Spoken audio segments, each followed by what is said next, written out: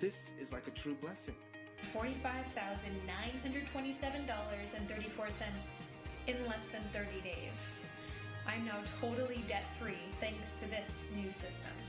My first week ever using your system, I made $8,269.12 in pure Wow, profit. did you see that? A live update in a YouTube video.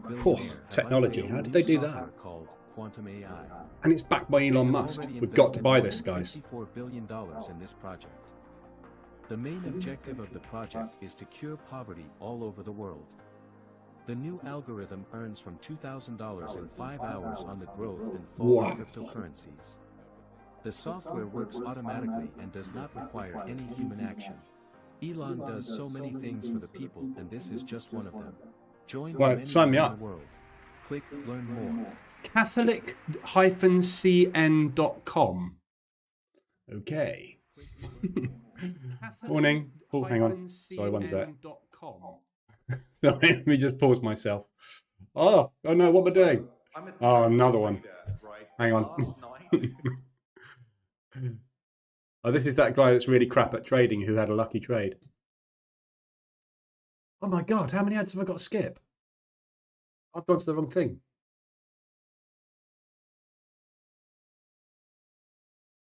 Right, sorry, I'm with you now.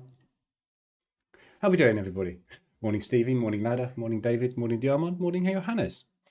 Sorry, that advert that I just showed you has been coming up on my timeline on YouTube literally non-stop. Some scam, crypto scam. I don't know how YouTube let people get away with it, but they do. Right. How's everybody doing? I had a lucky trade yesterday. Another one. I had one last month, didn't I, as well on the DAX. 10% yesterday on the oil debacle. So yesterday, basically, somebody leaked a story about the Saudis.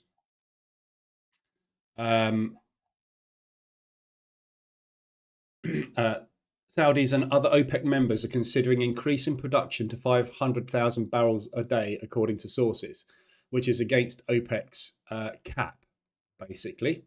So it was kind of, we were going to get a ton more oil produced, which obviously means there's a surplus of oil, which means that prices come down. That was released at 2:16 yesterday. And then at 5 o'clock, the Saudis came out and said, don't know what you're talking about. It's nothing to do with us. So we had this move on oil. So my aggressive positions I had on yesterday on oil, I had 3 of them, which were going nowhere, admittedly, but were fine. All got stopped out. So I had 1 stopped out at break even and 2 losses, basically. Was there, wasn't it? 2 losses. So I got stopped out of those and lost, I think it was something like 3.5%, I think, or something I looked at. And bear in mind, I was up nearly 1% on the morning because I banked the Euro US trade. So it came down. So I went into scalp mode. And as we dropped, I added 2 scalp positions on, 1 there and 1 there. Stops were somewhere below, I don't know, some stops were down there somewhere. So I added 2 positions on, and then obviously that news came out, and you can see my TPs on the positions. TP on this position is there. TP on this position was there, but I got filled there because the jump, it slipped. Basically, there's a gap on the 1-minute chart, which someone pointed out in the Telegram group. So I got filled there on a nice profit, and that one just screamed straight up. So I banked 10%. Thanks very much. Oil. So I'm sitting at the moment in 5% on oil. I've got another buy stop added here on a break of yesterday's high. So today, if oil rallies, because I'm expecting a rally basically from this level anyway, if we rally today, I'll add that position on and I shall be flat out of oil and I'm never speaking to it again. But hey. So yeah, lucky day yesterday. And that's why you shouldn't use a TP, because you never know when you're going to get these trades coming in. Or at least make your TP, huge. I mean, look at the risk reward on that trade. It was like, I don't know, 4 to 1 or something. But, that's what aggressive drawdown control is for, is to bank a load of cash. And I could have got out. So I'm sitting at 5% now. So I could, in fact, bank this now and just get out with a 5% profit yesterday and shut this completely. But I've got faith in oil. I've got faith in it. Because the thing's just so extended. And if you take this out of the equation and pretend it didn't happen, we're at the bottom of a 3-day drop with the start of a profit-taking move. And what I was expecting yesterday at the back of this accumulation was a break. And obviously the news screwed that up, but it came straight back to where it was. And this morning we've just broken the high. I'm just about to get into that. So we're just taking yesterday's high out at the moment. And if we rally today, I'm just in it now. Just got gathered into that second position. So I've got literally in the next hour, I could be flat on it. So we'll see. Stevie, quick question. Does the trade manager, when showing a pair in DD, include swaps? Euro Swiss is 33 with one position on. We'll find out, shall we? Euro Swiss. I can't remember. Euro Swiss 34, 34, 30. It's moving too quick. 35. No, it's not. Not including swaps, no. So it includes your commission, but it doesn't include your swap.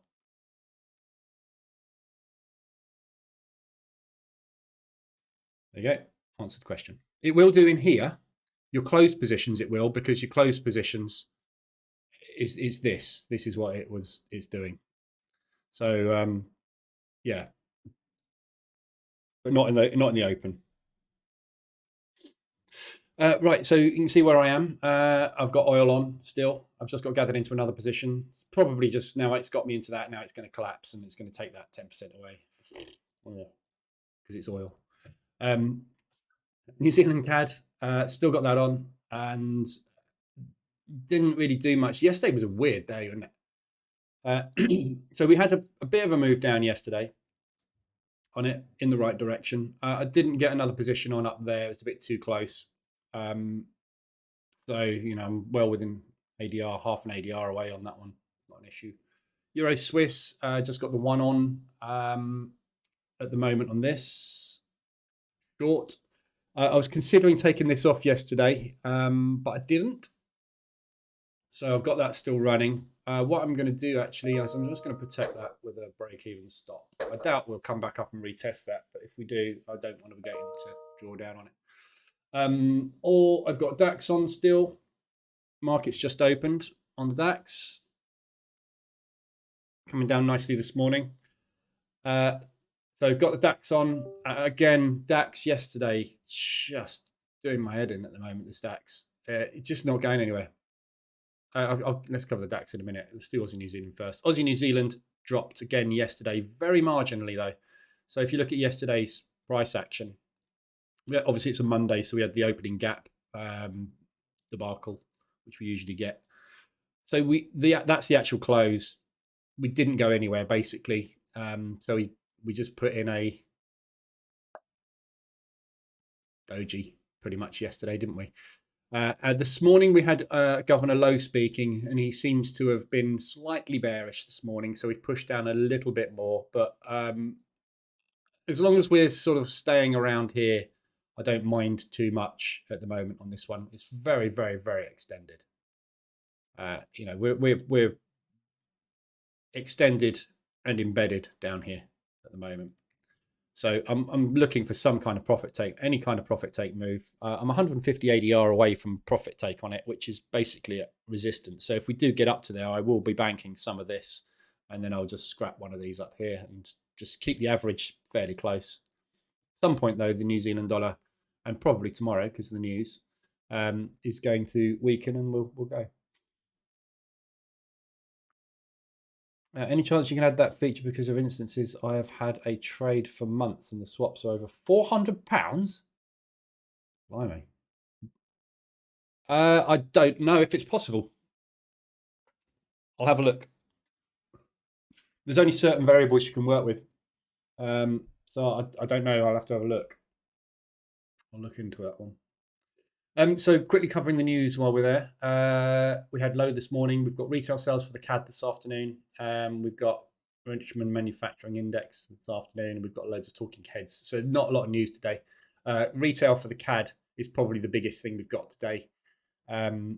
Forecasts are 1 percentile. Sorry, no, they're not. They're +7 to a -6. So expecting negative retail. So if we get a positive retail figure, anything above that, we'll probably get a decent move on the CAD. Anything around that or below, we'll probably just carry on doing nothing. But we'll see. It's not massive impacts, the retail figures. Other news overnight, not a lot. We had a little bit more rumblings out of Japan. Nothing particularly exciting. Nothing else I could see really overnight that's particularly impactive. So business as usual there really. So obviously the DAX yesterday, again, we've gone nowhere. So we're stuck at the moment. I'm just going to draw it on with proper lines. So there's the high, which we just tapped into on Friday last week. We just cleared that high. And that is our low at the moment. So we are totally stuck. Since we had the news come out of the US, we've been totally stuck sideways now for 7 days. Solid. We're still there.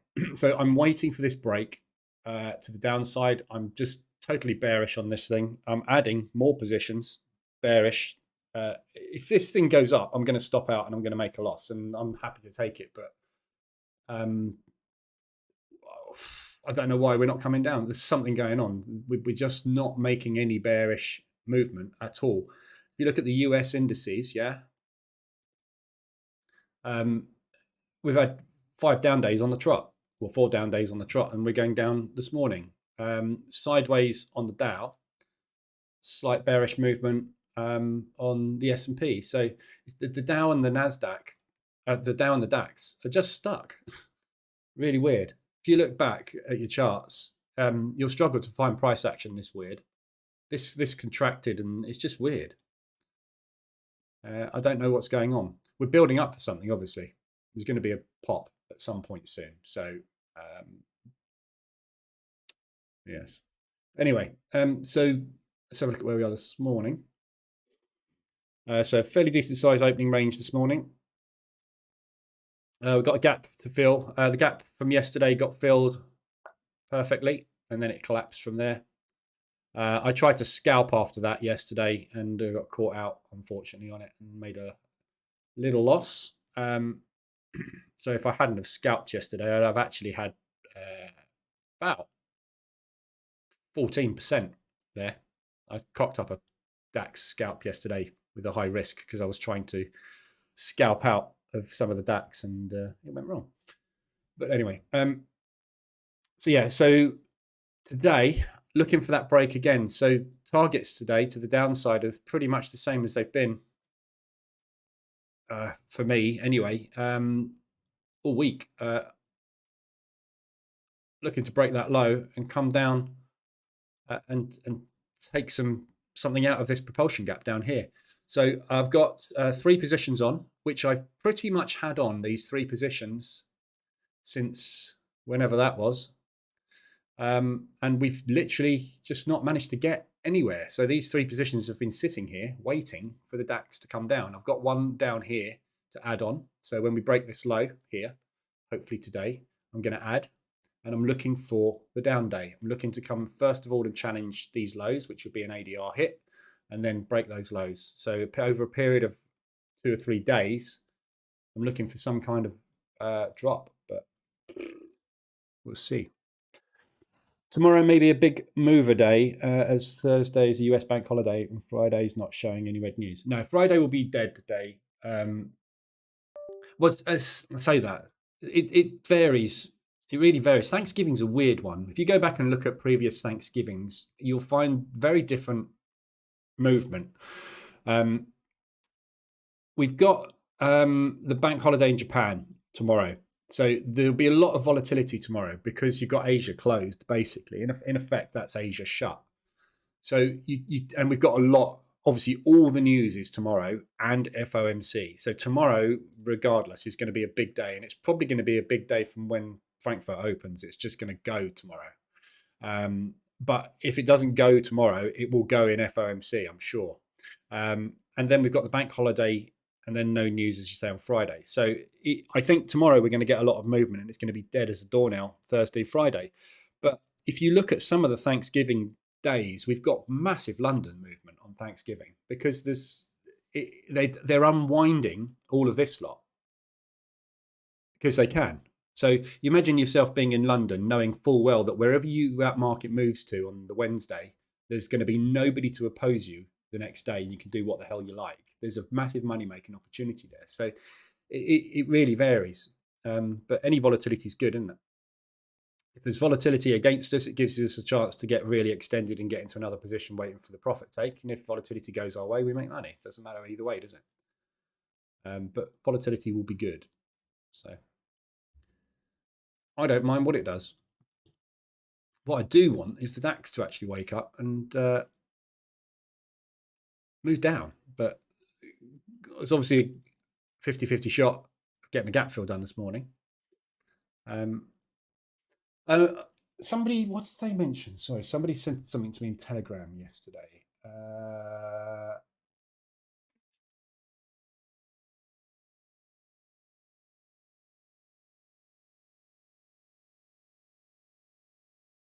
Sorry, one sec.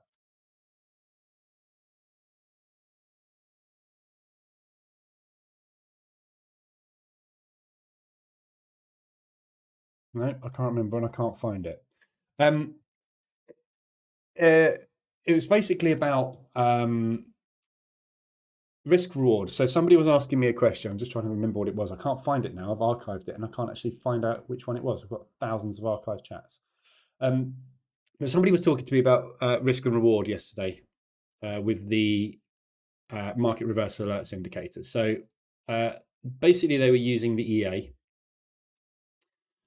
and testing the EA and wanted to know what the best risk reward is. So my usual answer, I haven't got a clue. I can't tell you that. No one can tell you that because I've got no idea what you're trading, what time frame you're trading, blah, blah, blah, blah. But the response basically is you're kind of looking at risk reward the wrong way. If you're trying to get a risk like that, a reward, so let's say you've got to stop there, that's your risk. You want to at least have a 1-to-1 risk reward. That's the norm, isn't it? Or more than that, 1.5-to-1 reward. But what you need to be looking at is where price is likely to go. So the first thing I'm looking at is propulsion gaps because they act like magnets. So if I'm getting into a trade on that reverse alert on the pound yen there, I'll be thinking there's a good chance we're going to get there and there's a good chance we're going to get there. If it gets there and I take it off, that's a successful trade. Yeah. I don't really look at, and this was the question, is what is the best risk reward? There isn't one because I'm looking at where it's going to go if this trade pans out. And there's multiple places this could go. It could go to here. It could go down to here. Or it could collapse and come back down and retest these lows, couldn't it? It could put an ADR in. So if you were to get in on that reverse alert with that, I would not set a profit target necessarily on that trade. Yeah. Look at what happened to me on oil yesterday. Right. Thing went absolutely parabolic in 5 minutes. So if Japan comes out, for example, and intervenes again, yeah, and this thing goes like that, why take a profit there? Why set a profit target there? And this comes down to the age-old thing of how long can you spend in front of your charts and what time frame should you be trading. If you set your TP there and it goes parabolic, you make that much. If you set it there and it goes parabolic, you make that much. If you don't put a TP on your trade and it goes parabolic, you make as much as the market will give you. And that's where your risk reward comes in. If you have a 2-to-1 risk reward on all of your trades, you're only ever going to make 2-to-1 risk reward. If you put a risk on your trades and don't put a target on it, the market will give you what the market will give you. How do you think people get these 13, 14, 15-to-1 risk reward trades? They don't put a profit target of 15-to-1 risk reward on it. They just let it run. And again, the same thing with my scalping. Yeah, if I take this opening range breakout to the upside here, I'm going to add a position there and then add a position there, because if this is going to go that way, why not make it more profitable? And that's another way of getting a higher risk reward. If this trade here, if I put a stop under that candle and I put 3 entries on it and it only moves to there, that would normally be a 1-to-1 risk reward, wouldn't it? But I'm actually going to get 1, 3/4, and another quarter. So I'm probably going to get something in the region of a 2.5 to 1 risk reward by it just moving 1 distance from my risk. There's multiple ways to do it, but there's no simple answer to the question of what is the best risk reward ratio for any indicator, mine included. I just wanted to cover that for whoever it was asked it, and I'll post this obviously to them, because it's not a simple answer question. But if you want to make money, and big money, you need to let the trades run big. Yeah. If you take, let's say for example, this trade here, you took this trade right now, and it started to move down to here, right? And you moved it to break even. Jump up onto the 4-hour chart and have a look at where it really could be going. I have no idea what the risk reward is on that, but let's say your risk is 57 pips. The reward is potentially 18,000. Well, no, it's 1,800, isn't it? Whatever that risk reward is, 1,900 pips. Yeah. It's not going to do that in one, but everybody that shorted it there said, oh, I'm going to target here. If they hadn't have targeted there, look at what they would have made. You've no idea when Liz Truss is going to release a ridiculous budget. You've no idea when the Japanese are going to intervene in their currency again. You've no idea when oil is going to have some absolute rubbish released about it that is total lies. Yeah. Let the market make you a fortune. Look at this 1 minute gap. This is really interesting actually, because somebody posted the chart yesterday, and I said it looked like bad broker data because I never look at 1 minute charts. I just don't look at them. But yeah, it was a gap basically. So this is it, and then the next available price. See my TP there. The next available price was there. That's where I got filled. Thank you very much. Positive slippage. How often do you see that?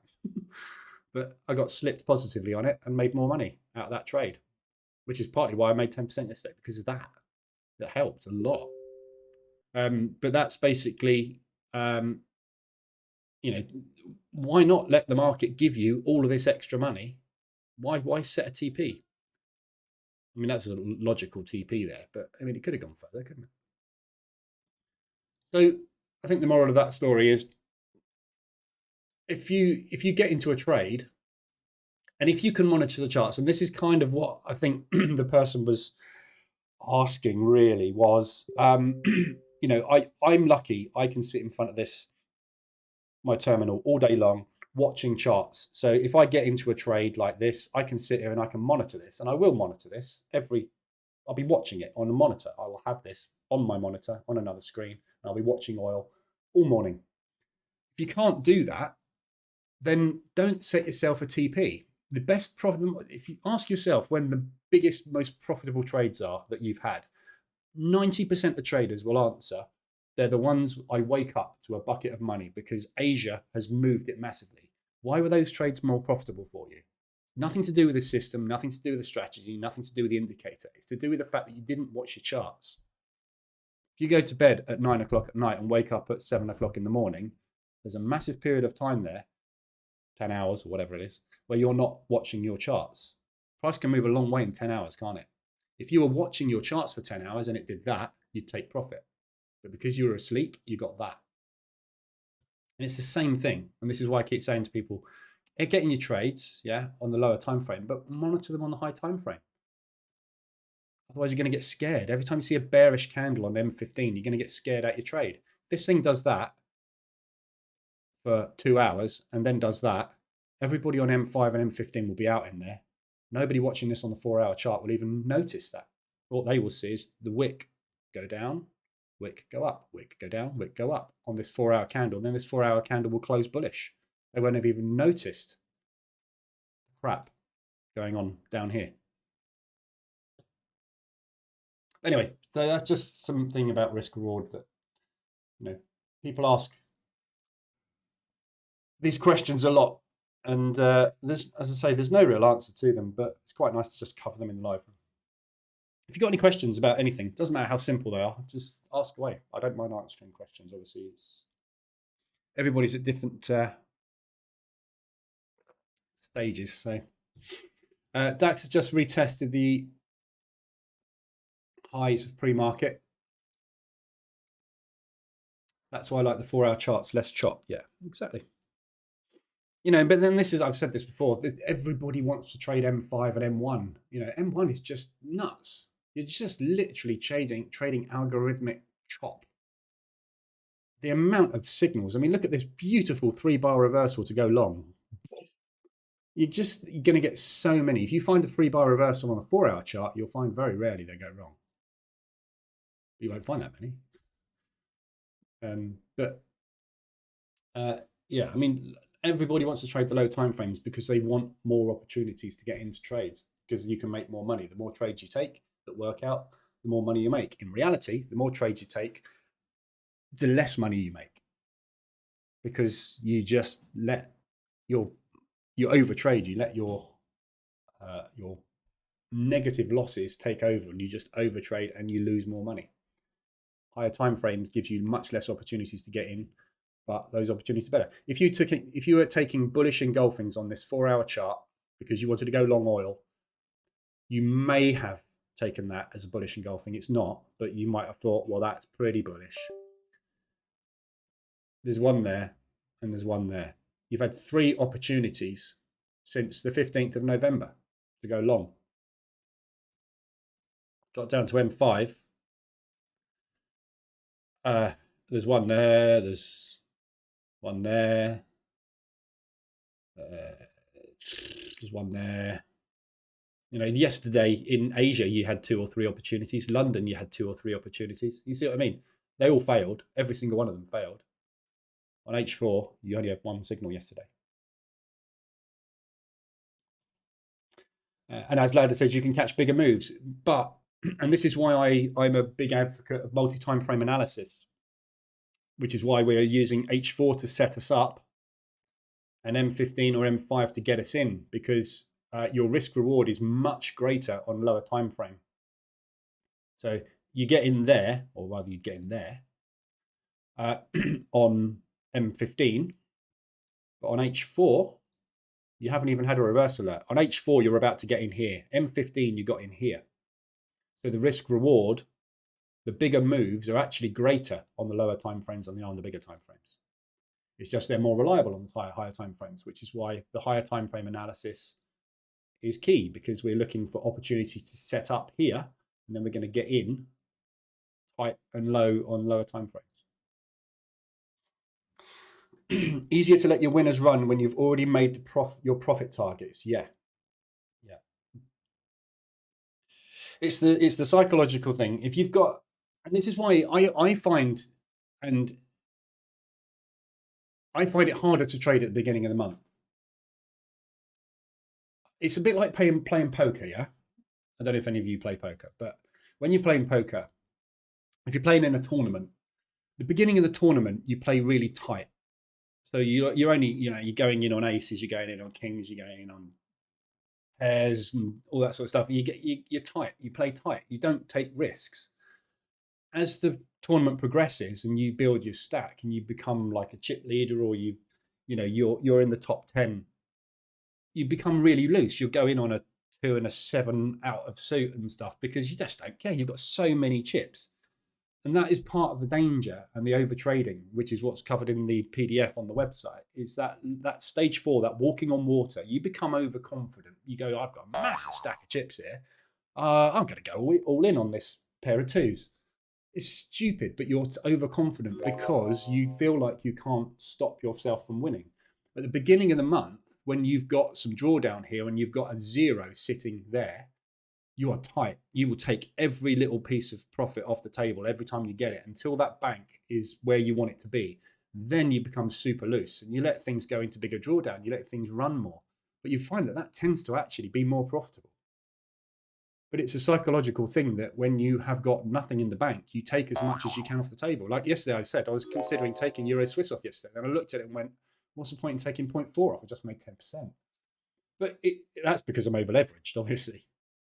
But it's one of those things, and this is the downside to having a trade manager dash like this, is that you have a different mindset at different times of the month, I think, which is not a good thing to have necessarily.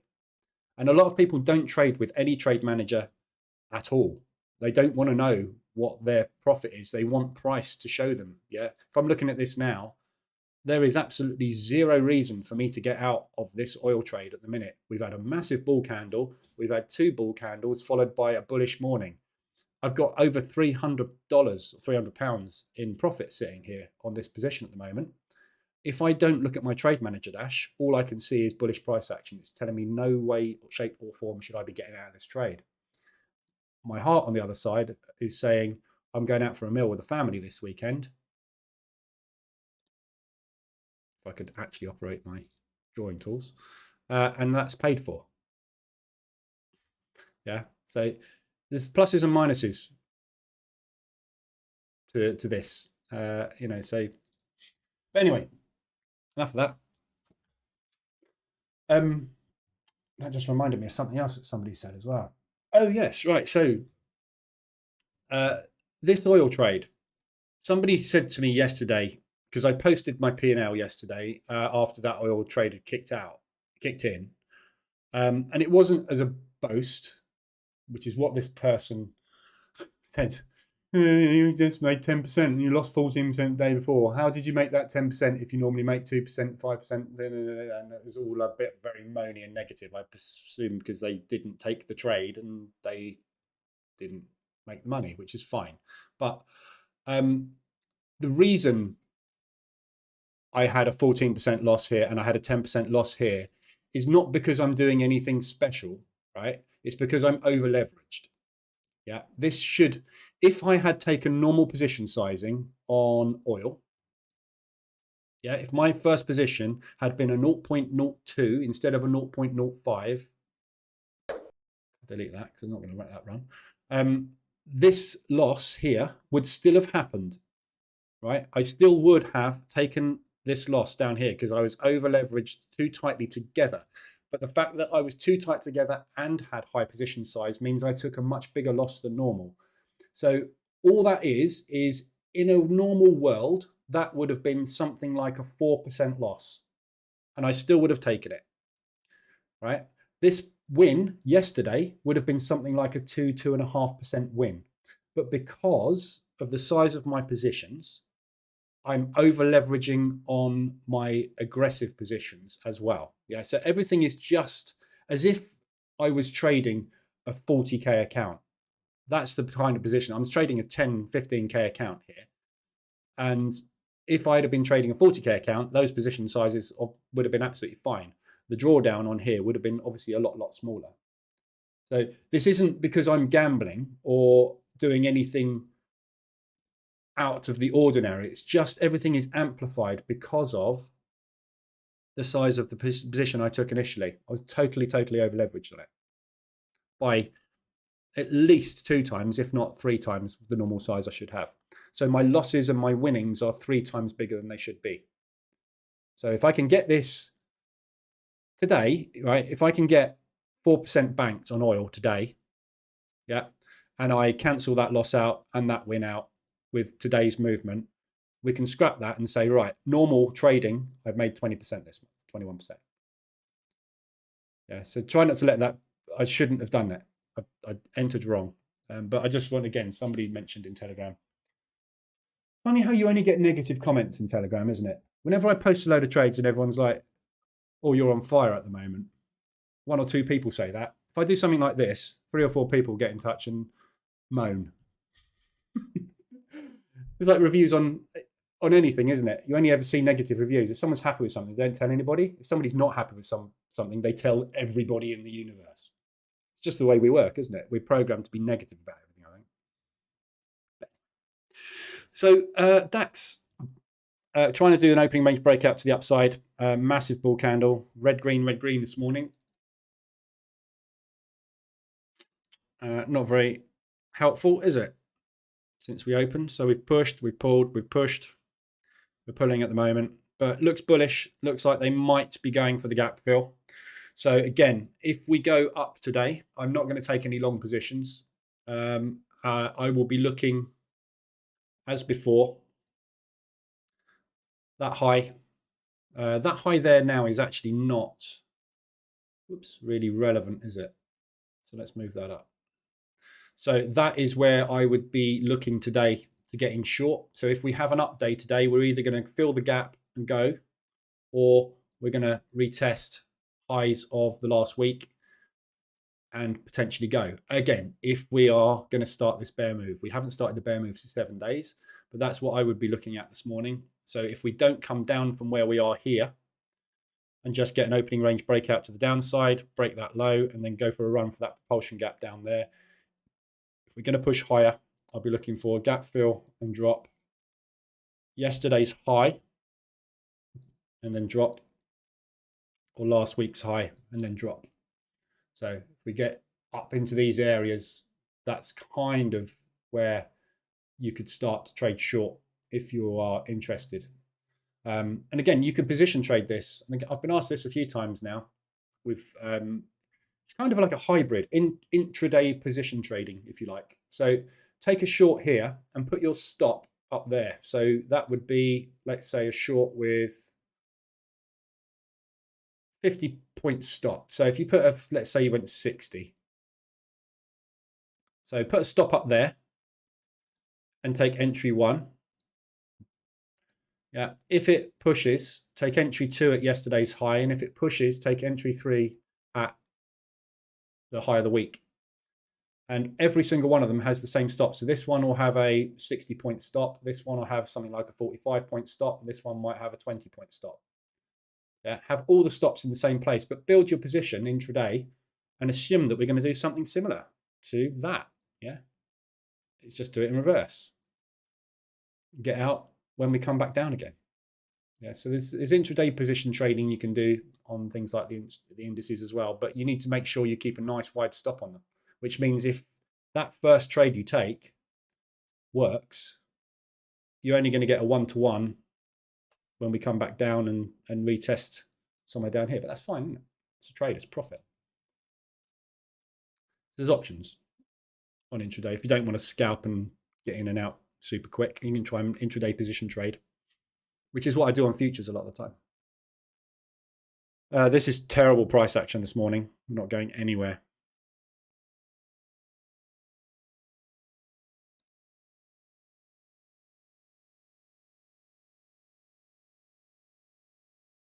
How can you trade that? I mean, who is in control today? What is the market sentiment today?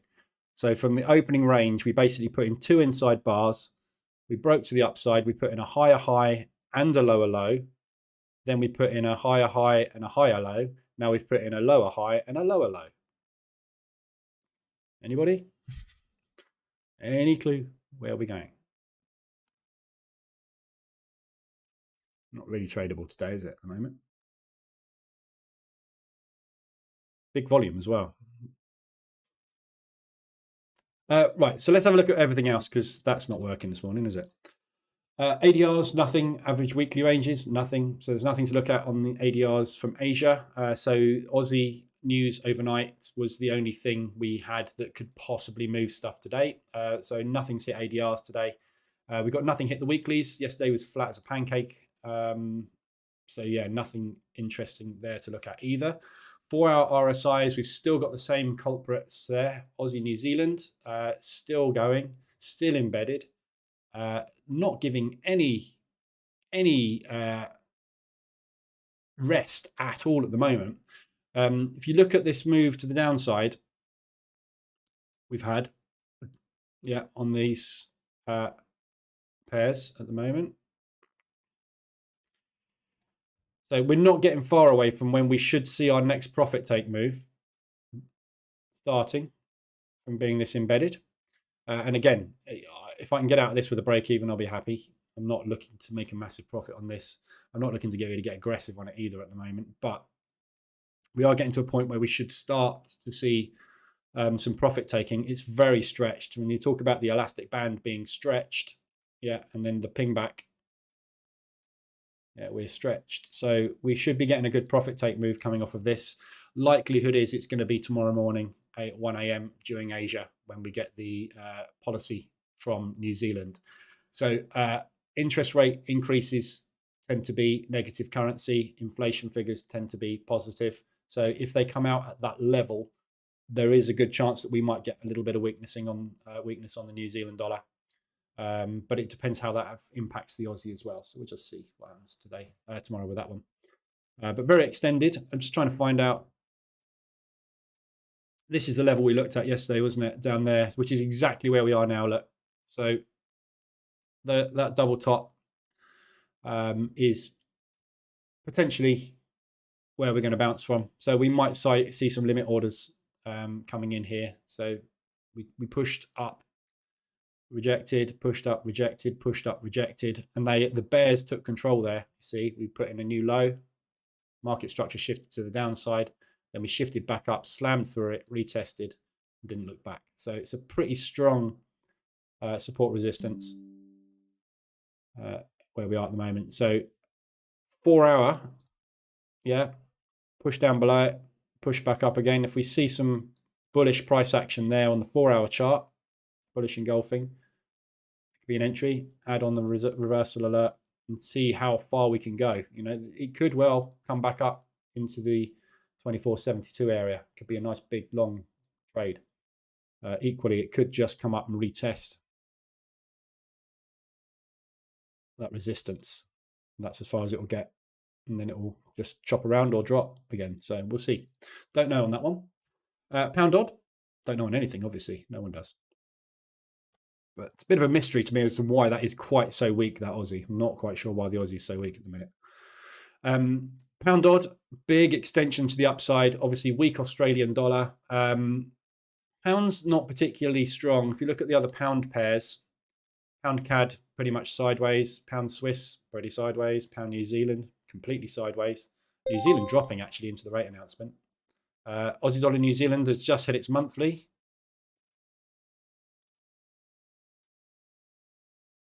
Where are we? Aussie New Zealand. That's Aussie yen.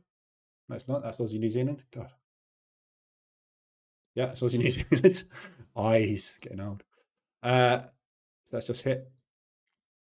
Yeah, so all the other pounds, if you look at all the other pounds, pretty much sideways. Pound odd, Aussie, it's just so weak, the Aussie dollar. So that's why that is so extended up there.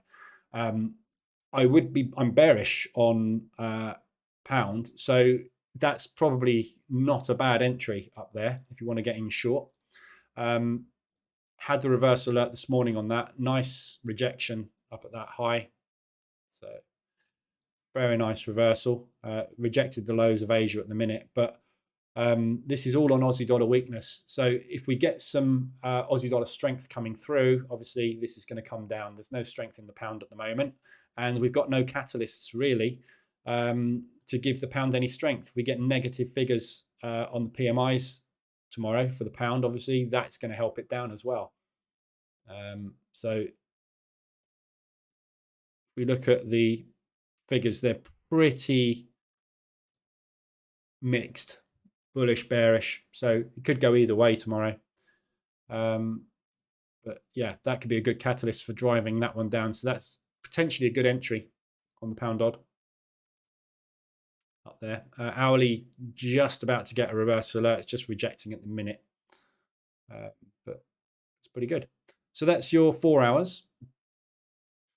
Diamond, I got 0.53 on the open, going long for the gap fill. That'll do for me for the day. And I can forget about the chop, yeah.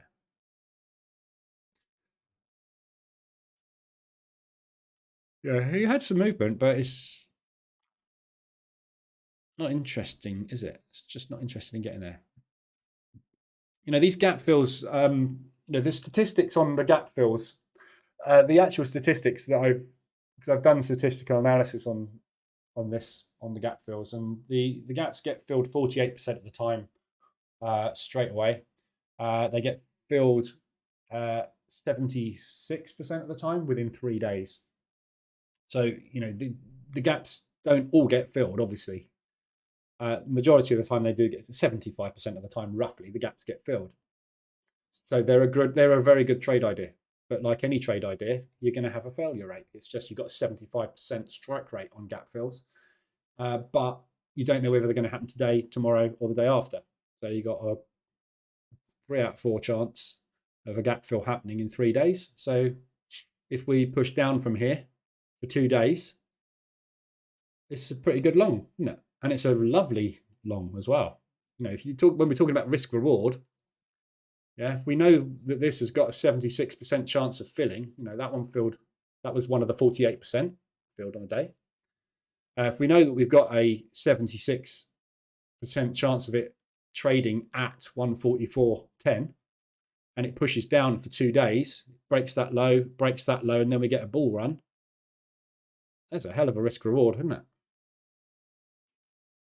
And that's got a 76% chance of playing out. It's a good edge. Just don't know when it's going to happen. And like I keep saying, that's the one thing we've got no clue about. That timing. We just don't know when price is going to go for a level. We know it's going to go for levels, and there's an odds attached to that level. We just can't time the entry. You can time the entry. That's the missing part, isn't it? It's the missing piece of the puzzle. That's the holy grail that everyone's looking for, the indicator that times their trades to perfection. One thing you will never, ever find. It doesn't exist. Right, so at 4 hourlies, that's all we've got.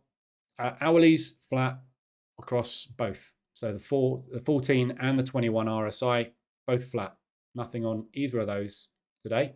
Obviously, because yesterday we had a fairly sideways day, or the movement that we did have was basically just undoing any extensions that we did have here. So we did have some extensions, but they kind of all fell apart. So yesterday's movement on the US, again, US CAD positive, US dollar Swiss positive, and the US dollar yen was positive as well. So we had decent movement on the US, and obviously that drove the indices down, specifically the NASDAQ mainly. But the rest of the indices, obviously, they all got driven down and then recovered again. So again, we're sideways. There's this real weird divergence going on with these small indices, with the DAX and the Dow at the moment, where we're just not able to get this next bear leg started for some reason. And I don't know what it is. You look at the NASDAQ, NASDAQ's not having any problem whatsoever.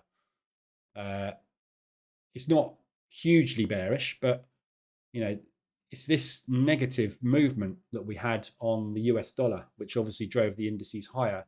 It's just taking a long time for this to get undone. And yesterday was the first day we saw the US really, it wasn't so much with a CAD, but, you know, it's the first day we've really had a, right, let's go for that propulsion gap. So it's what's going to happen when we get that propulsion gap movement done. That's the question. So if we are going to see this weakness continue, these sellers, you know, sell off the US dollar when we retrace into that area, that would indicate bullish indice movement, wouldn't it? Which means that there's potential for this bear market to be over. But I just don't see how that's possible with us moving into recession. Unless, the only thing I can see really from a fundamental perspective is that the US is going to go into a faster, worse recession than the rest of the world, and the US dollar devalues against all the other currencies, which means we need to find a new safe haven to put our money. We used to use the yen. That's out of the question because that's shot to pieces. Swiss franc, potential. Not the pound, not the euro. You wouldn't put it into the Aussies because they're commodity pairs. So leaves the Swiss franc, doesn't it? So if we are going to see that weakness in the US dollar for any reason, then I think Swiss franc is what we need to be putting our money into. Which means shorting everything against the Swissy, which, funnily enough, is what I've been doing anyway. So it's business as usual, isn't it, really? If the Swiss franc is going to power up, we need to keep doing what we're doing, which is shorting everything against the Swiss, because when the Swiss goes, the Swiss goes. which is what I'm doing right now.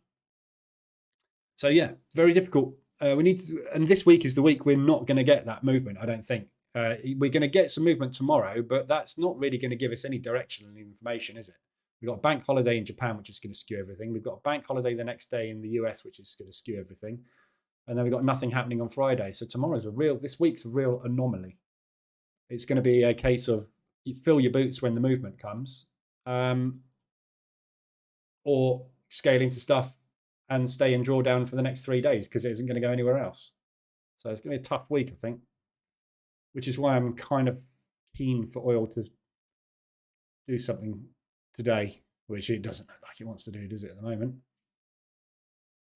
So looking at oil in a bit more detail, obviously this low is what I said. I do not want this invalidated, and that is why I started to get out of my positions. This was my initial low, and I was like, right, if this looks like where the range is going to be, yeah. And that's where I started. When we pulled down below that, I started getting aggressive because I was expecting a push back up, which we didn't get. This was the next low, which we have bounced off of. But these two candles, which have taken this low, and this is the question, isn't it? The conspiracy theorists out there are going to be saying this was all a manipulation. So that news was leaked by the Saudis to dump the price so that they could buy it and pump it back up again and make a fortune. I have no idea. It's completely against the rules, but if you're a multi-quadrillion dollar oil nation, you can do what the hell you like. What's a $250 million fine? I made $650 million on that candle. Doesn't matter, does it? So regardless of what the reason was, whether it's technical, whether it's manipulation or what, it did bounce hard from that level. So this could be the new range low, which is a lot cheaper than I was expecting it to be, which is basically $75 is what what did we actually look? Let's see what we actually peaked out at. Yeah, 75.17. So $75 was the low. If we look back as a technical level, not really anything there, is there? This area here, from a technical perspective, is where you would expect, if it's going to be a technical bounce, it to be there. We've got this little accumulation in here. We've got this accumulation in here. So we've got two balance areas there, which fall below there and above there. So potentially, yeah, this is technically a bounce point as well. But at the end of the day, it'll do what it wants to do, won't it? We haven't got any control over it, but it looks good from a technical perspective. It's got everything going for it from a bounce perspective as well, isn't it? RSI is extended. We've got nice support levels. We were extended on the ADR yesterday, so we put an ADR push in. But it's the question mark is, what the hell was that yesterday? That news that wasn't news. Who released that, and why?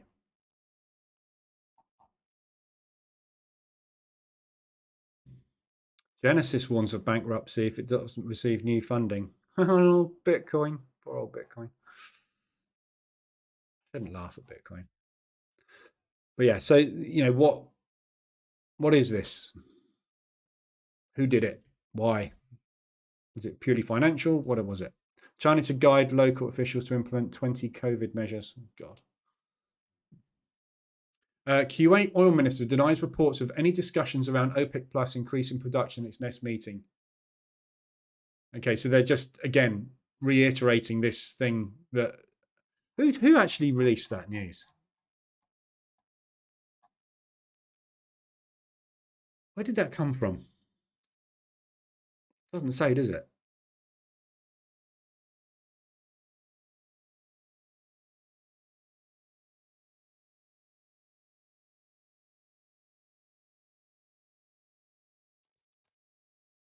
Interesting. I don't know who released that, but so from an oil perspective, to say I've got this position on at the moment, which I got on. I left that one in place. I've just added this morning. So my break even on my aggressive positions is here. Yeah, so I'm going to be watching oil this morning. basically, I don't want a reversal alert. I don't want us to break down below the support rectangle low. If we do, I may well escape these 2 positions and then see what happens. But I'm hoping what we're going to do is just accumulate or just grind this morning up to there. So again, I've no idea really fundamentally, because as I say, this is a fairly new instrument to me, oil. I've only been trading it for 2 or 3 months. I've no idea whether the levels that have been called by Goldman Sachs and some of the other big firms out there, the $100 a barrel by Christmas, I've no idea whether that actually usually gets achieved or not. I've never followed the news on oil to this degree because I've never really been trading it. So I'm assuming that people like your Goldman Sachs out there aren't going to call levels willy-nilly. They're going to call levels because that is what their open interest is. So if their open interest is targeting $100 a barrel, they will have been scaling in this week. So I think that target still stands. I haven't seen anybody come out and say, actually, no, we don't fancy $100 still. So we are at some point going to get that next attempt at the highs, aren't we? It's just trying to pick, it's catching the falling knife, isn't it? This is the problem with every mean reversion strategy out there. Every mean reversion strategy is trying to catch a falling knife. You're trying to time the low, aren't you, for the mean reversion? So we have to look at where we think that is going to occur. This looks like a good spot. So I'm holding it at the moment, but I'm keeping a very, very close eye on it as to see what will happen with that one. DAX is completely undecided this morning. Has anybody got any other pairs they want to look at today? Because I went through every pair yesterday and we didn't get a massive amount of movement, so there's not really a lot of point in going through all the pairs again.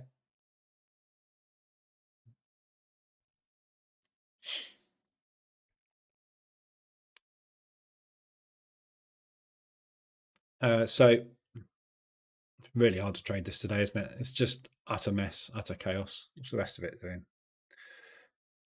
Yes, that's what I was going to look at, Bitcoin. So Bitcoin's just yesterday took out new lows. So just put another low in down there. Doesn't look very bullish this morning. I woke up this morning, and I was thinking about this Bitcoin last night for some reason. I don't know why. I was reading a book and there was something in there that sort of triggered me. It was about fundamentals and it was an ebook. It's something that triggered me in thinking about fundamentals. And then I was like, I'm so glad I don't trade that crypto crap because there's no fundamental behind it. And then I was thinking, well, because there's no fundamental behind it, it's absolutely collapsing. Why haven't I been shorting the hell out of this thing for the last 6 months? And I couldn't answer the question. I thought last night when I woke up this morning, I was like, should I start a short position on Bitcoin? And then I just got this thing about it wanting to come up and retest this area. And if I get in short here, it's going to come back. And then the other thing is obviously the commissions are ridiculous on crypto. So I thought, no, but everybody that made their money there, you don't hear about anybody making their money on that, do you? They only ever buy and make a fortune. You don't hear much about the people that have shorted this thing since we hit that double top. No one's ever mentioned it, have they? But I'm sure there's a lot of people got rich out of that drop as well. But it's too late now. Crypto's over. They're all going bust. I don't even know who Genesis are, but I assume they're an exchange.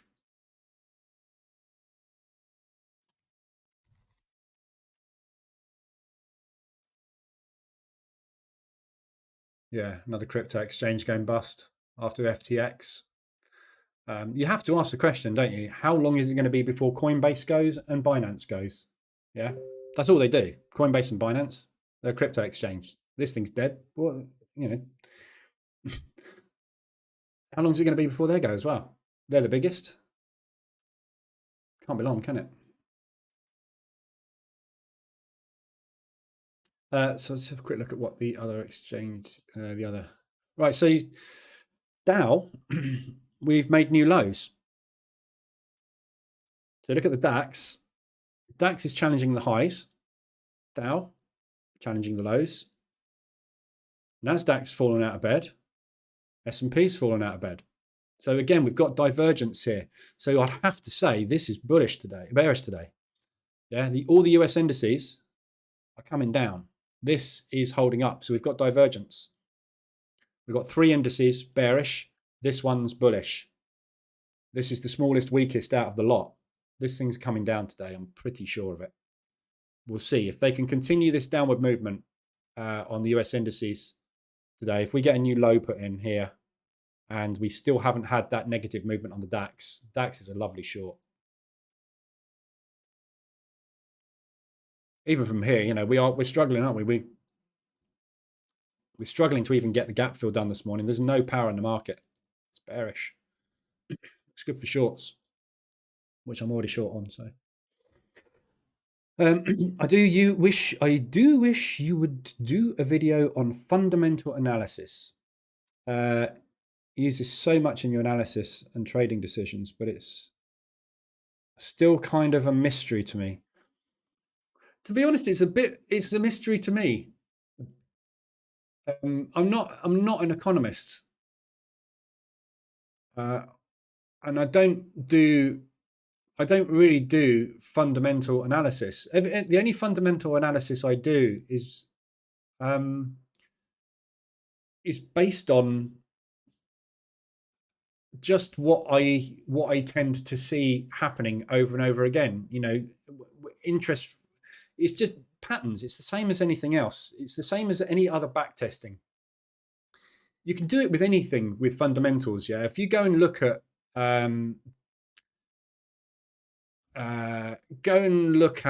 the pound, right? And this is the way you do fundamental back testing. Go to the 24th of October on the pound US dollar. Go to the 23rd of September. So basically go to the 23rd, 24th of the month, whatever it is, on all of these. Yeah. And the way I do it, so 24th of October.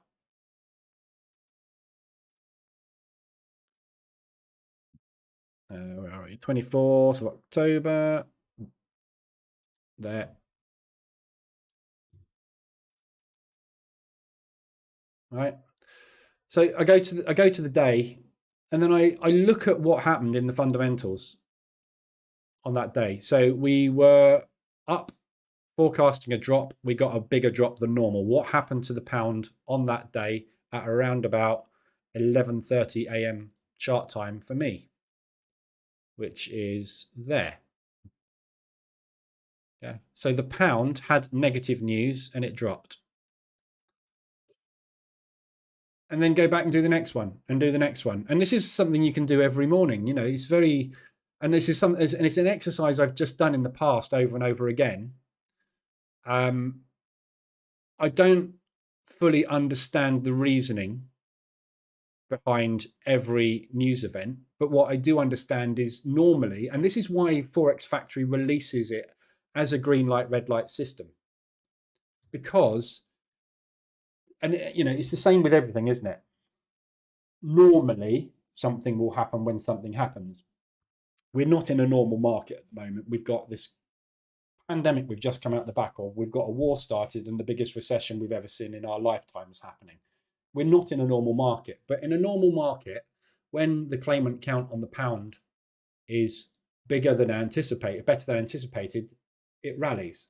We know that when interest rates are raised, it tends to be negative for currencies. We know that when inflation figures are higher, which everybody would assume is really bad thing. If inflation's going up, our cost of living is going up, it's putting a squeeze on us as human beings. But think about it from a financial perspective. If everything's becoming more expensive, what's making more money? The pound, because it becomes more expensive for everybody to buy everything. So the pound rises in price. So although inflation is bad for us as human beings, bad for businesses in general, it's good for a currency. Yeah. So that's as much as I do with fundamentals. The main thing that I focus on is I know there's a scorecarding system, for example, So in the hedge funds and the central banks, all the big trading desks basically that handle large volume transaction and hedges, they are basically scorecarding every news event. So when a figure comes out at a certain level, it will be given a plus or a minus figure. So let's say, looking at it as an oscillator, the pound has 100 as a high and 0 as a low. Yeah. When the PPI figures come out positive, that's the US dollar, so forget that one, but let's say it's the pound. When the claimant figures come out as positive by a certain amount, it will be given a positive or a negative figure. So you'll have a neutral. If it comes out as expected, it will be a 0. If it comes out X% higher than expected, we'll give it a 1. If it comes out a bit more, we'll give it a 2 or a 3 or a 4 or whatever. And then we'll go in negative the same way. So every news event that has a potential to impact monetary policy in central banks and governments has a scorecard attached to it. And this one, for example, might be 0 to 5. The CPI figures might have a 10 to 50 because they're much more important. So everything is weighted as well. So certain news is way more important to monetary policy than other things like inflation. If inflation goes up by 3% in a month, the banks are going to put their rates up by 2% to get on top of it. Yeah. So that's way more important. So we'll give that a scorecard of 50 rather than 5. Yeah. So let's say, for example, we're here and it comes out as a big plus and we have to give it a +4. That happens. Yeah. If we're above the median line, we should have a long bias on the pound, right? So the analysts, every time news events are received, their job is to scorecard that news.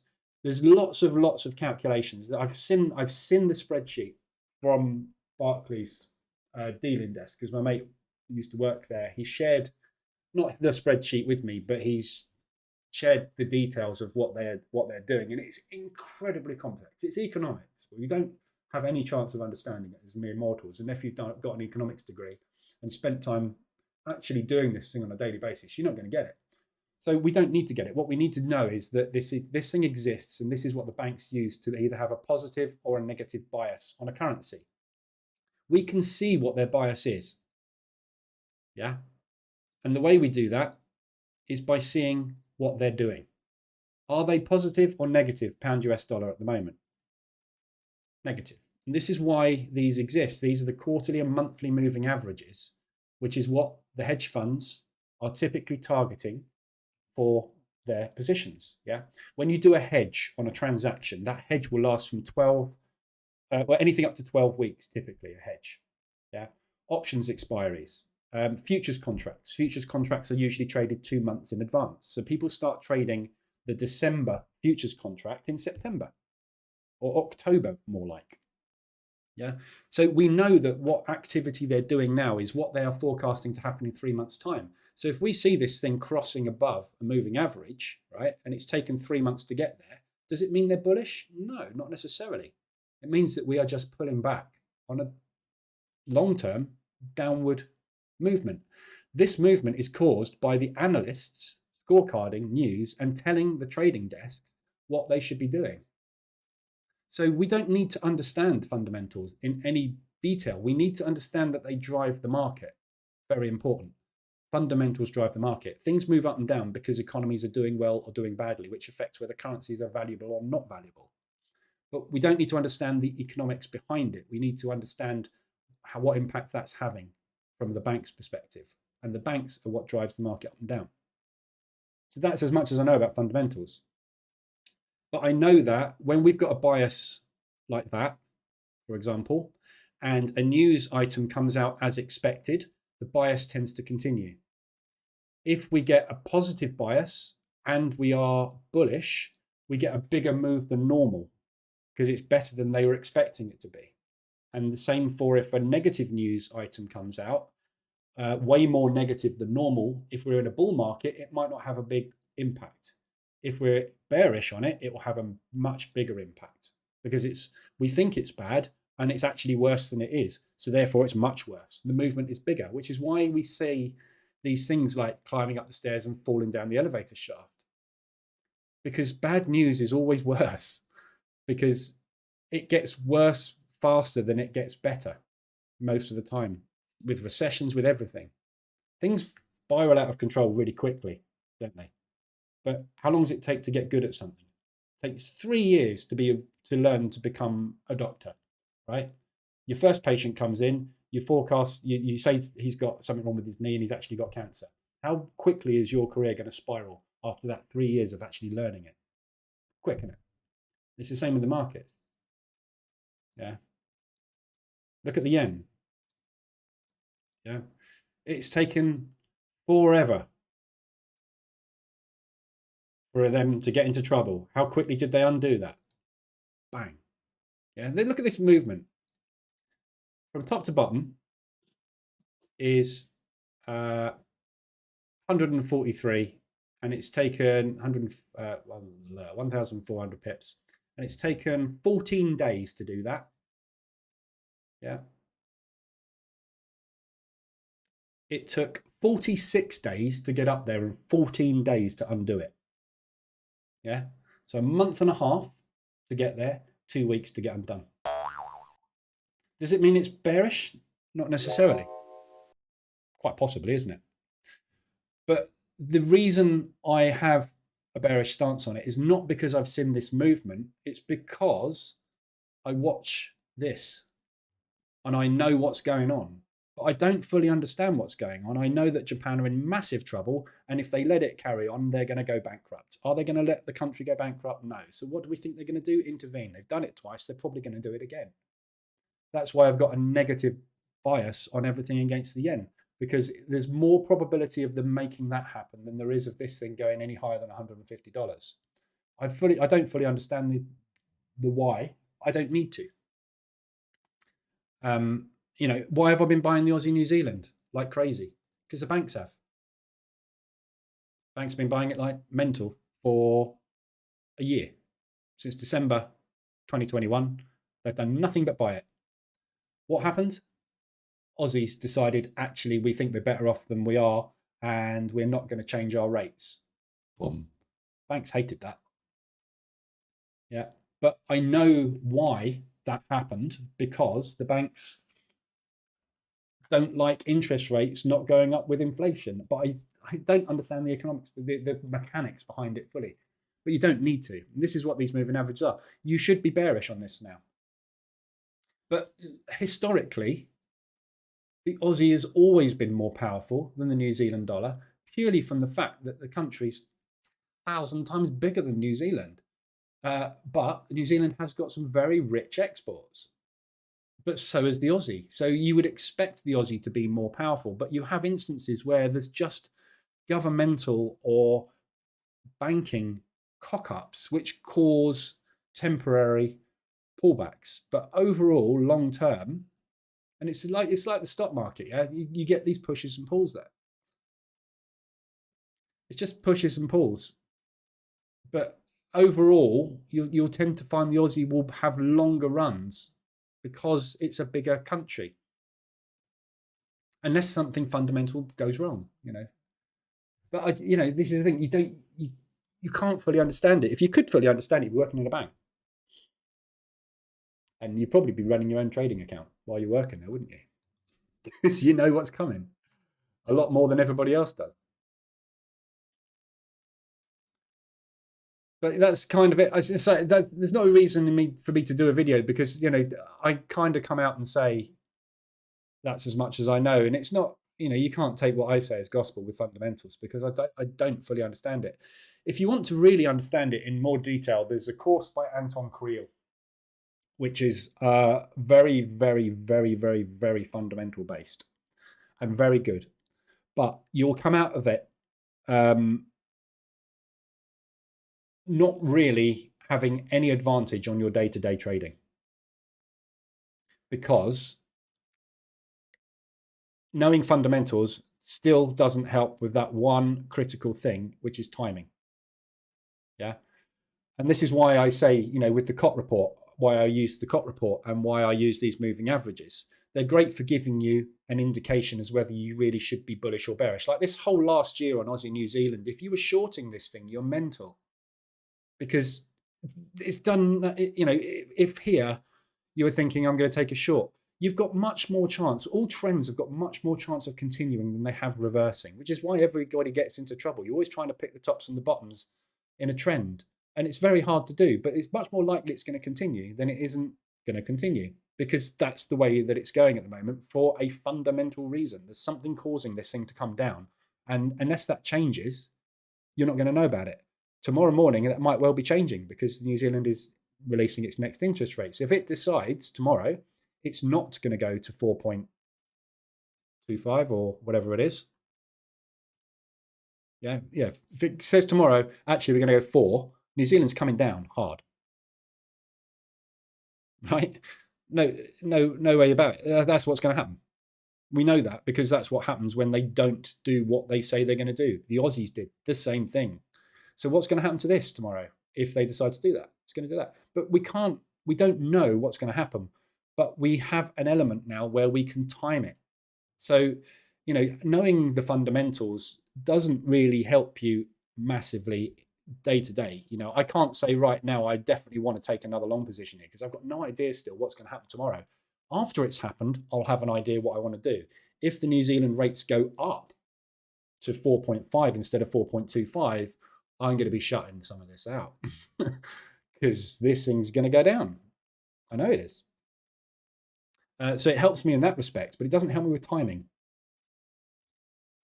And Anton Kriel's class is obviously also, you know, it's the same as any big player course. It's 2-3K, you know, unless you find a way of achieving the course for no money, then it's going to cost you a couple of grand to find out. And this is my, again, you know, I said it before, my problem with courses and why I say in the bootcamp, you know, video one in the bootcamp spends a lot of time going through, Hero Wars. I haven't been playing that. It takes a lot of time here. You know, I spend the first X number of slides up to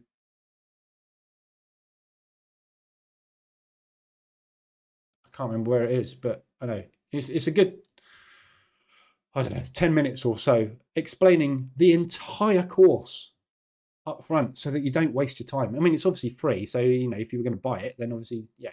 But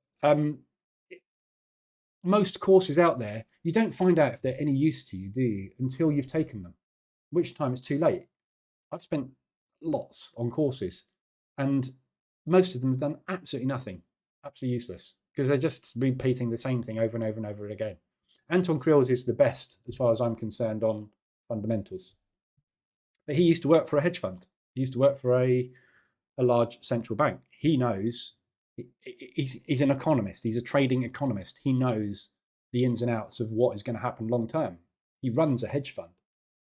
Yeah. It's his job to make sure that he knows when this thing's going up and when this thing's going down. Yeah. But even he still makes mistakes, because don't forget, there's 10 banks, 10 market participants that control the direction of this. Yeah. From a fundamental basis, they will all be stacked in the same direction. But from a timing basis, they will have different hedges to execute for different customers at different times. So this thing is going to go up and down and up and down based on their activity. Overall, they will have a directional bias, which will be in alignment. Because if interest rates are not going up in a country and inflation is getting out of control, there is nothing that is going to happen but that currency is going to drop. So they will all be fundamentally aligned, but they're not all going to execute their shorts at the same time, which is why we see market structure, because they're not all in agreement. But news, that is why we get news spikes. They are all in agreement at the same time, at the exact moment that that fundamental is released. They all have the same thing in mind. And it's regardless of whether that is a positive or a negative, the scorecarding on that thing, non-farm payroll, for example, when it comes out, they have no indication of non-farm payroll, or they have no thoughts about non-farm payroll from a directional perspective. It is a reactionary news event. It is a result of monetary policy that has already been executed. So it's got nothing to do with where it's going to go next month or next week or tomorrow. What they do know is that they can make money out of it. which is why it moves up and down. Yeah, and it's just knowing these things, you know, it's like everybody says, oh, why did it came out green? Why did it go down? Because the banks needed to make money, and that's the way they could make money, by making it go down. Because it came out green doesn't mean that currency is going to go up, because the scorecarding of non-farm payroll on that scale of 0 to 100 is a 10. So at the best case scenario, if you were sitting in the middle, it might take you to there or there.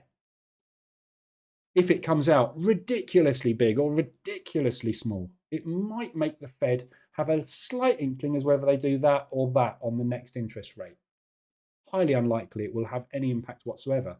But everybody looks at every news event with the same weighting. That is 50% of the movement on the New Zealand dollar coming out tomorrow. The interest rate and inflation are the only things really that are making any directional bias whatsoever right now. When we're running at 0 interest rates for 2 years, like we have been, interest rates and inflation have nothing to do with monetary policy. It's all about other stuff. What's our exports like? What's our manufacturing and service exports like? That's much more important when we're not in a recession, because this is what drives business. Business drives currency. But these things aren't important now. We're expecting manufacturing to be down. We're expecting services to be down. Why? Because we're in a recession. Unemployment's going up. Inflation's going through the roof. But, you know, again, understanding in that what's going on now with fundamentals, next year, it's going to have a completely different meaning. So, you know, this is why I say it's just not really something that I don't think as a intraday trader or a swing trader on smaller time frames like H4 or H1, it's really not going to make any impact to you whatsoever, knowing the fundamentals. It will give you a directional bias, but you take your directional bias from a moving average. Do you want to be buying or selling this?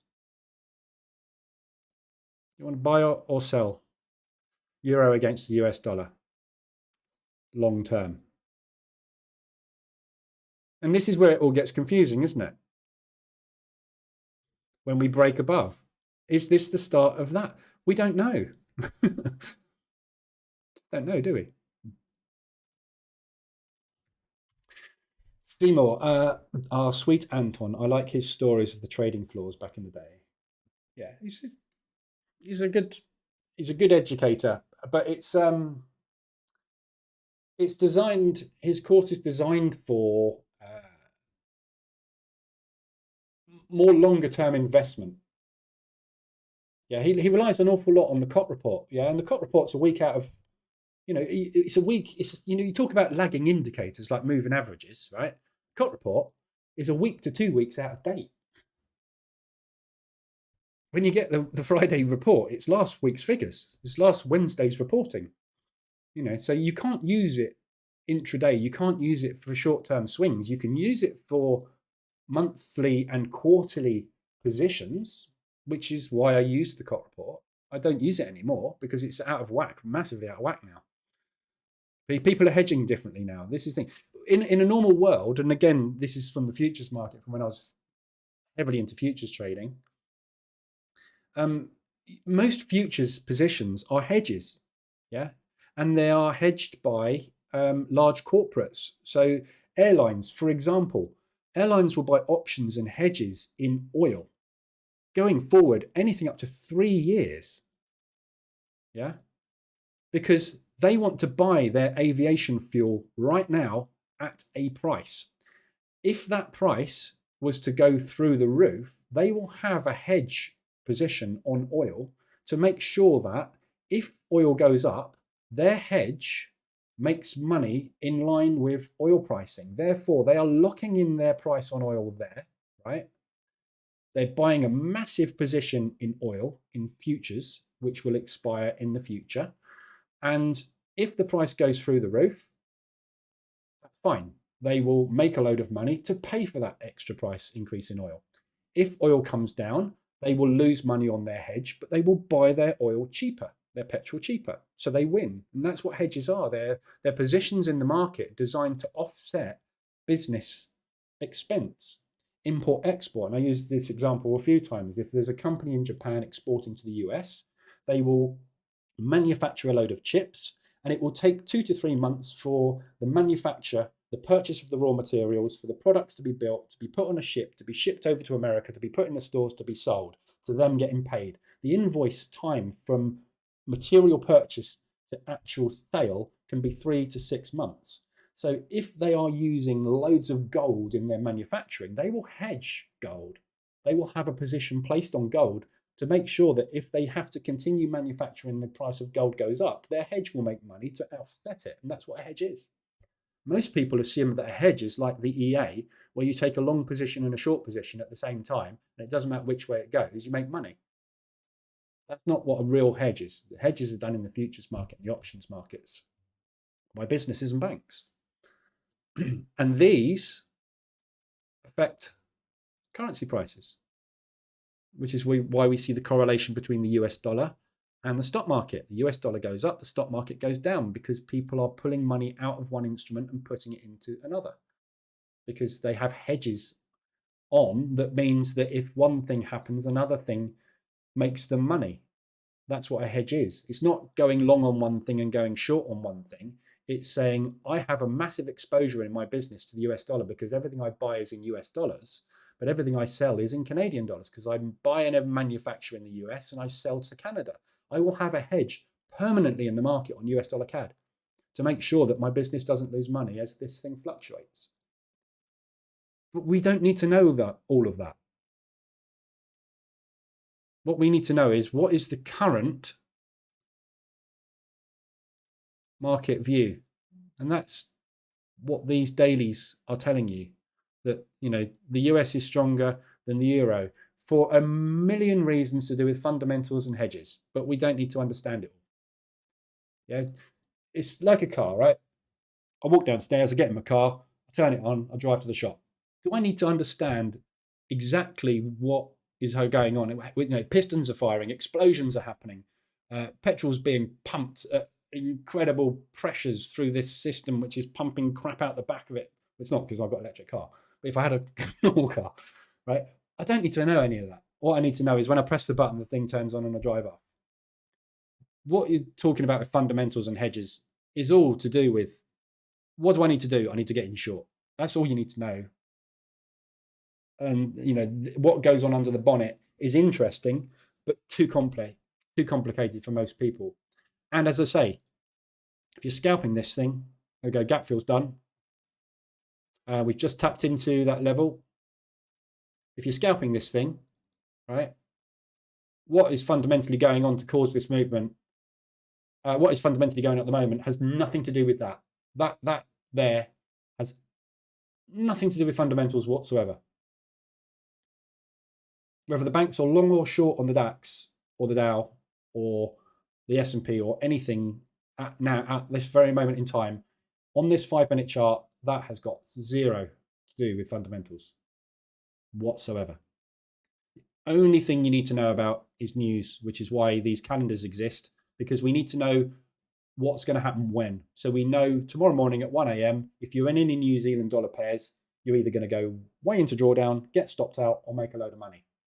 We just need, that's our timing element. What it's going to do and why it's going to happen, I couldn't give a monkeys, because I'm trading in 5-minute chart. Doesn't make any difference, does it? I haven't got any control over it. Again, this is going back to the video, you have no control. I've got no control over what the New Zealand dollar is going to do tomorrow. I have an idea it's going to weaken, but I don't know. I can't. No one can. So that's kind of why I haven't made a video on fundamentals. And why people like Anton Kriel have made videos on fundamentals, because they understand it. But I've been through Anton's course. I don't use any of it at all. I have an understanding of it, but it's over my head. That's why that's why I'm not a smart money trader in inverted commas, because I've done most of ICT stuff. I just don't understand most of it. I don't get it. It's not logical to me. Because I know, if you study ICT, for example, and you've never done any course before, you'll be going, wow, this is amazing. And you'll see these things playing out. What you won't realise is it's nothing to do with what ACT's taught you. It's just fundamentals moving the market around. It just happens to happen at the same time. Yeah, and it's a completely random thing that you're trying to shoehorn logic into. Yeah, Fibonacci. You know, look at fibs. What fibs work and what fibs don't. Let's look at this. This is a really good exercise, which you can do yourself. What fibs work and what fibs don't. Yeah, everybody knows that there are certain levels in Fibonacci which work and which don't, right? Did the 38 work? No. Did the 50 work? No. Did the 61.8 work? No. Did the 71.9 work? No. Okay, well, Fibonacci's useless there, doesn't it? Let's have a look on the next one. It depends where you draw it, doesn't it, as well? So, did the 38.2 work? Didn't work there, didn't work there, did work there. Almost there, overshot it a bit there. So, maybe. Did the 50 work? No, no, no, no. All useless. 38.2, maybe. Let's assume that that is the big move now. Did the 38 work? No. Did the 50 work? Nope. Nope. Overshot. Nope. Probably there. So what? 1, 2, 3, 4, 5. So it works it worked 20% of the time on that move. Yeah, you had 4 losses and 1 winner. Not bad. 61. So no, none of it. Rubbish. That high down to that low, which just coincidentally, yeah, don't know if you saw that high to that low is exactly the same as that high to that low. Measured moves. Anybody know measured move theory? Tick. That worked there. Did it work on the next one? Tick. Yeah. Measured move. Much more important, measured move. Why does measured move work? Because of ADR. You know, it's all this stuff. It's this stuff you find out by accident when you've spent 14 years looking for the Holy Grail and not found it because it doesn't exist. Right? Did it work here? Yeah. Big move down, push back up. 38 worked pretty well there, didn't it? And I would say the 50 worked pretty well there. Yeah. So we pulled back. Yeah. So you'd taken that one, but you'd have got stopped out in it. And if you'd have taken that one, it had worked. So 2 stop outs and a win. Yeah. But look at the 61.8 and the 71.9. It's hit it there, but nothing to do with that move, is it? The actual move, if you want to take this as a pullback, would maybe be on something like that. In which case, did the 38 work? No. Did the 50 work? No. Did the 61.8 work? No. Did the 71.9 work? No. It overshot it by miles. Look. Probably a quarter to a half an ADR it missed by.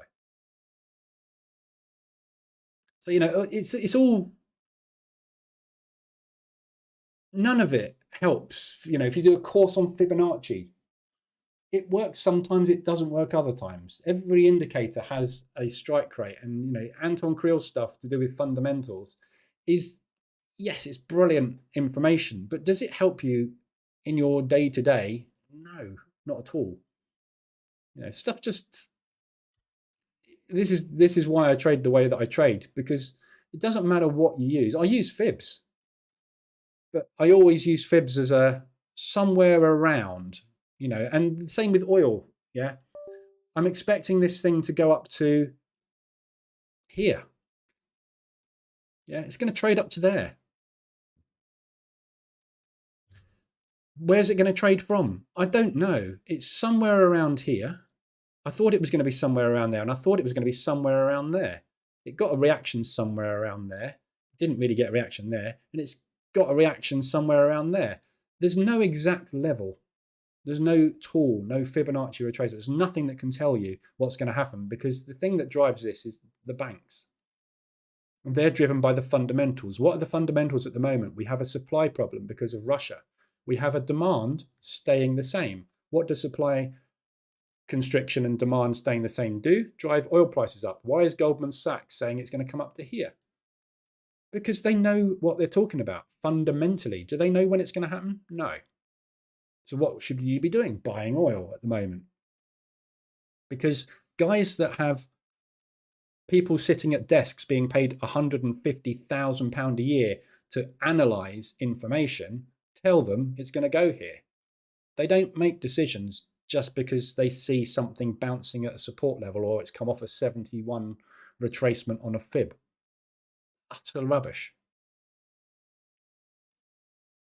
Yeah. But even knowing the stuff that Goldman Sachs know doesn't help us, does it?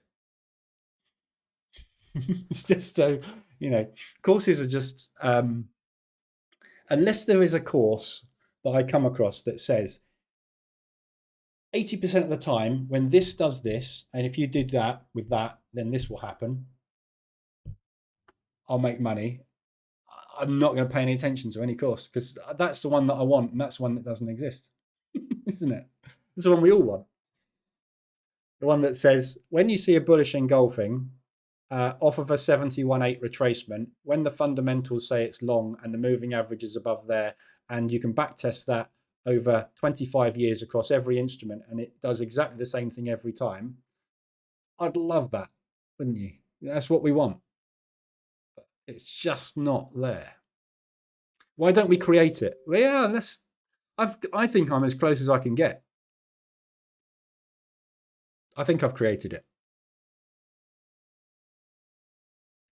But I've only created it because I've removed the thing that I can't figure out, which is the strike rate. I can't figure out a strike rate that works, and I can't figure out something that can time the market. So I've created something that doesn't rely on those two things. If 95% of people do it wrong and I do it differently, I've got more chance of getting right than I have wrong. There's the statistics you see on all the broker websites. Yeah, if you go to any broker, Robo Forex, for example, yeah, they all have to state on their websites what the strike rates are, don't they?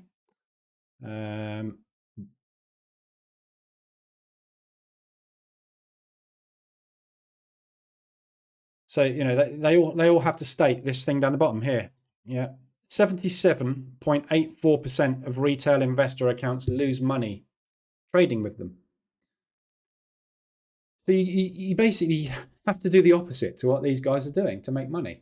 They all use stops. They all use support and resistance. They all use trend lines. They all use Fibonacci. They all use indicators. So that lot doesn't work. We know for a fact that lot doesn't work, don't we? Yeah. The other 22% of people trading on here are the ones doing it differently, and the large investment firms who are doing it differently because they're not using any retail crap. They're not really retail. The fact they classify, and this figure here is actually created on a quarterly basis. It's updated on a quarterly basis by brokers. So they look at this every quarter and they try and make it better. Because if you think about it, it's in their interest. Robo markets, it's in their interest for you to make money. They would love you to make money because the biggest cost to a broker is acquiring customers to put money into their account so that they can lose it. If people made money, they would just have no problem with customer acquisition. Every business in the world has a problem, and it's customer acquisition. If you haven't got customers, you haven't got a business. So that's why the marketing industry exists. If you don't market, you don't have any customers. They spend most of their money marketing because 77% of their customers every quarter stop being a customer because they blow their accounts. And I would say it's more like 90 in retail, probably more. Because they all do the same thing. They put an order in the market so that they can get a loss. So from my logical programming brain said, well, if I don't do that, I won't lose, will I? Wow, what a light bulb moment. But it inherently comes with other problems, doesn't it? Yeah. So everything you do in trading has a problem. If you found the Holy Grail, there'd be a problem with the Holy Grail. Wouldn't there? You're proper waffling on today. Yeah, sorry. I like waffling. The market's not doing anything. I can't trade this. It's only because I can't trade this today. Oh, hello, we've broken. Right, okay. New highs. So DAX, we have a new high. Interesting. So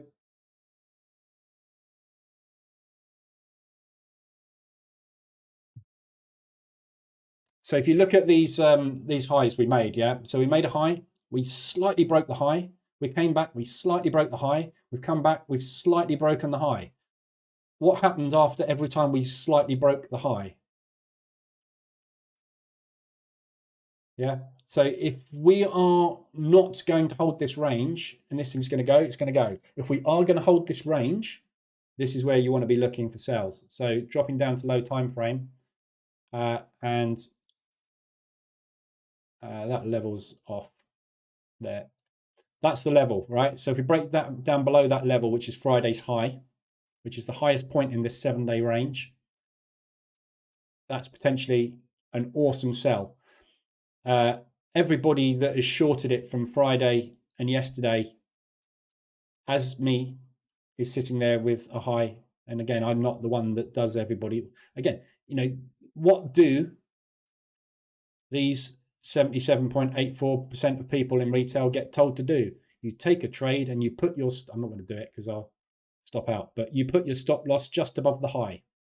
What does the market do? Come up and just about take your stop loss. So my stop's miles away in the grand scheme of things. But if this is a liquidity run and we are now going to come back down and retest the lows as we have done previously, awesome entry. If we're going to break out the highs, I'm going to stop out and going to lose some money. But yeah, that's why I was waffling, because the market wasn't doing an awful lot and I was waiting for it. Basically, I was waiting for oil to do something. I'm just watching oil on my other monitor, flip-flopping. So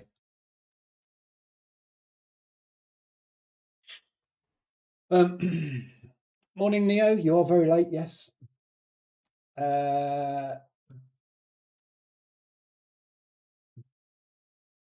Charge thousands of dollars to fund my lab. I can't create it. See, this thing that you're trying to create doesn't exist. It's impossible to create it. It's like saying, can I build a rocket to go to Saturn? No, you can't land on Saturn for a start. But no, I can't build a rocket to go there.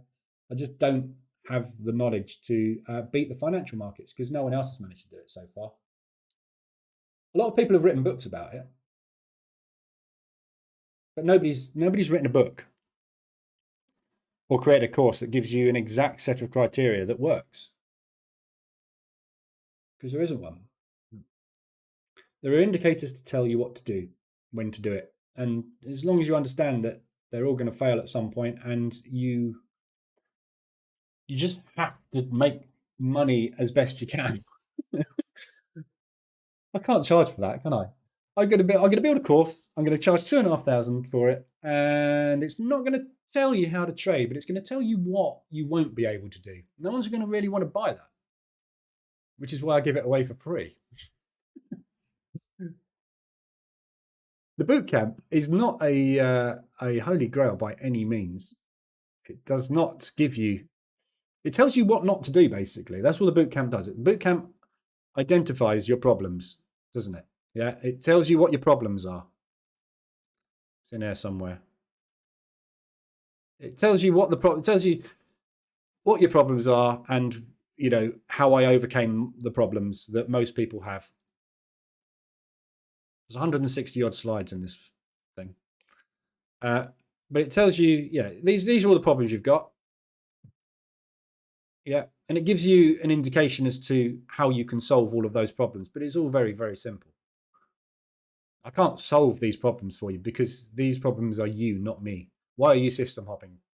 I can't control you going to look at other videos. I can't control you taking trades because you're scared of them. But I can stop you losing money when you do all of these. And this is all the bootcamp does, is it corrects this behavior by stopping you making a loss. That's all it does. Which is the problem with all these guys.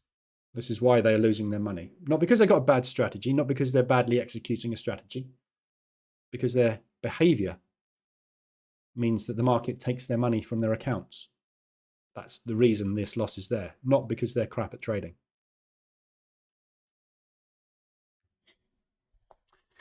Mohammed, this is the holy grail if used properly. Yeah. I'd love to buy a Lambo. I can't afford a Lambo. I don't think I'll ever get enough money to buy a Lambo. I'm happy with a Porsche. And I don't want a new Porsche either. New Porsches are overpriced, and then they're not flat sixes. They're turbos, and I don't want one. And they're all going electric anyway, so what's the point? I've got an electric car. What's the point in having an electric Porsche? My brother-in-law's got an electric Porsche. It's very nice. I love it, but it's very expensive. Aussie dollar, US dollar waking up. So positive movement on Aussie. This is probably all Aussies. Yeah. So Aussie's just pushing this morning, which is nice, apart from the Aussie New Zealand, because we've got a strong New Zealand dollar.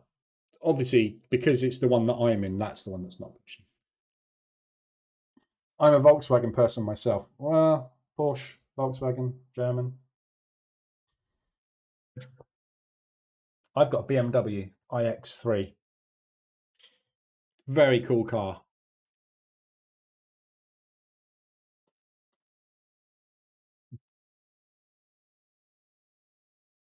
I've got the Premier Edition.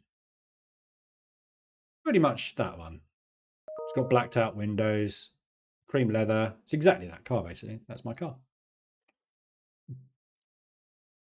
That's my everyday car.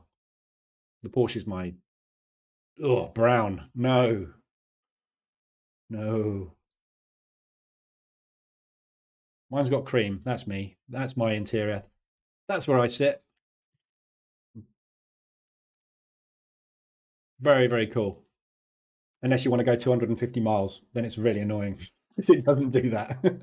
Only does 230. I have squeezed.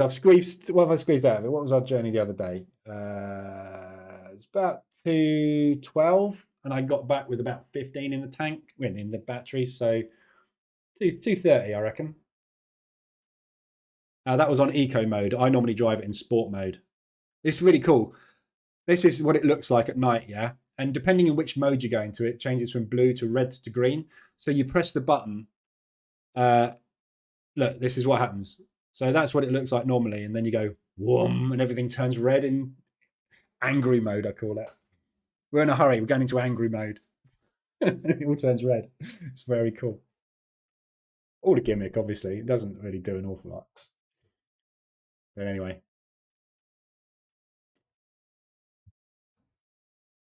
Driving around like a mob boss. Yeah, it does look a bit like a drug dealer's car. You know, blacked out BMW. I haven't been pulled over yet because I don't think most drug dealers can afford a brand new electric blacked out BMW. They're driving around in battered 3 Series and 5 Series blacked out because they don't want the cops to see their faces. If you want a proper drug dealer's car, you have to get a Range Rover, black Range Rover with blacked out windows. That's a proper one, isn't it? Mob boss car. Cream is bad for blood sports, though. Yeah, and also for having kids and dogs. But it's easy to wipe off because it's leather. Good luck with noise. Noise at high speed. Totally silent. You can't hear a thing. Absolutely silent. It's bizarre. I took a friend from spinning. We did a spinathon a few weeks ago, which was a 6-hour spin. And I gave him a lift up there, and he said to me, "This thing is so quiet. It's like it's not turned on." I was like, "Yeah, it's not turned on. There's no engine. That's why it's so quiet. It doesn't make any noise, and you don't get any road noise either. It's really, really, really quiet. It's very bizarre. It's a bit like driving a Mercedes. You know, Mercedes are quiet as well, but this is super quiet."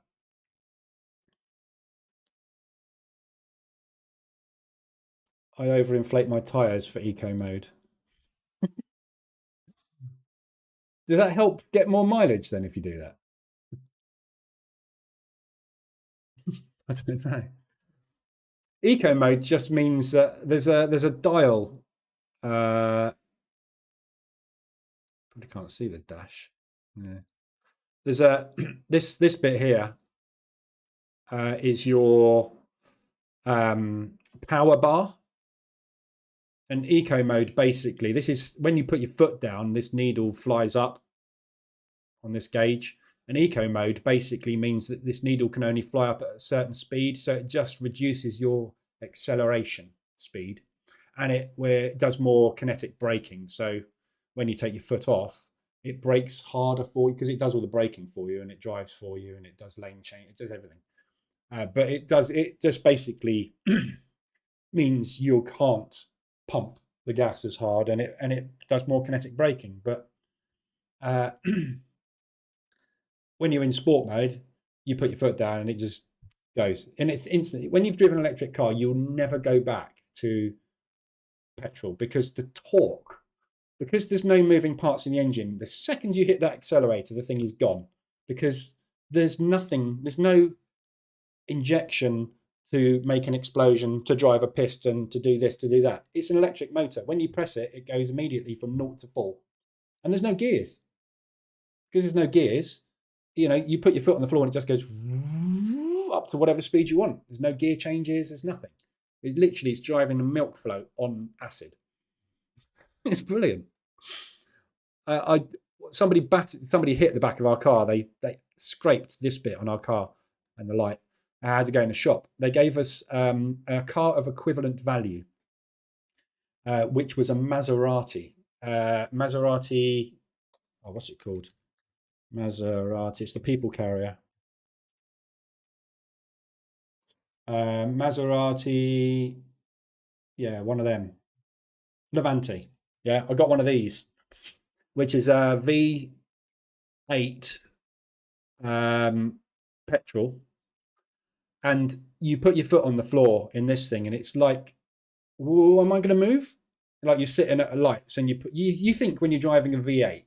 When I drive the Porsche, you put your foot on the floor, and you're like, you're off, and you're like, wow, this is fast. And it's the same as this. But when you get back in an electric car and you put your foot on the floor, you realize how much delay there is between you hitting that pedal and the car actually moving. In an electric car, when you hit the pedal, and that's why the Porsche is so good, the Taycan, because it's got everything a Porsche's got, like super speed and aerodynamics and everything, and also there's zero lag when you put your foot on the floor. It's a lovely thing. Yeah, we got given one of these. Oh God, what a pig to drive! It's like driving a tank. But apparently this is of equivalent value. My car was 48. This is 67. How that's an equivalent value, I don't know. I think it's all a con by the insurance companies to get as much money out of you as they possibly can. But it turns heads. It did turn some heads. It was, what colour was it? Silver. Was this one? That was it. Only because no one's seen one before, because they've never sold any, because it's an ugly thing. Well, it's a personal thing, isn't it? Some people think it's beautiful. Some people look at it and go, nah. But yeah, I'd much rather have one of those.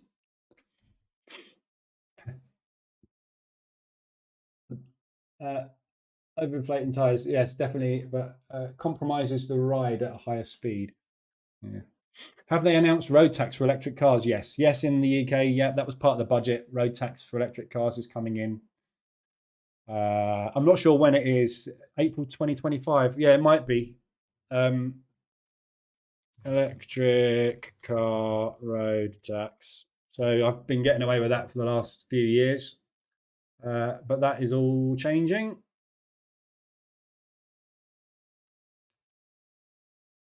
But yeah. 2025. So I've got this one because I lease my cars. I've got this one until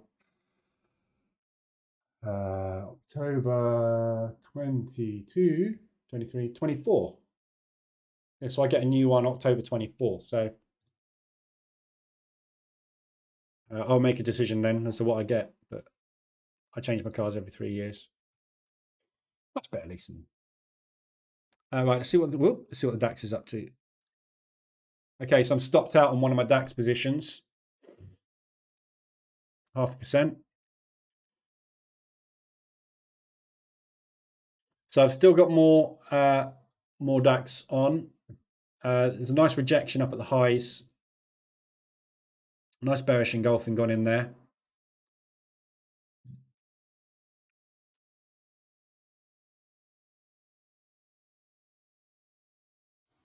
barely a quarter of an ADR. I'm going for another short up there. I will risk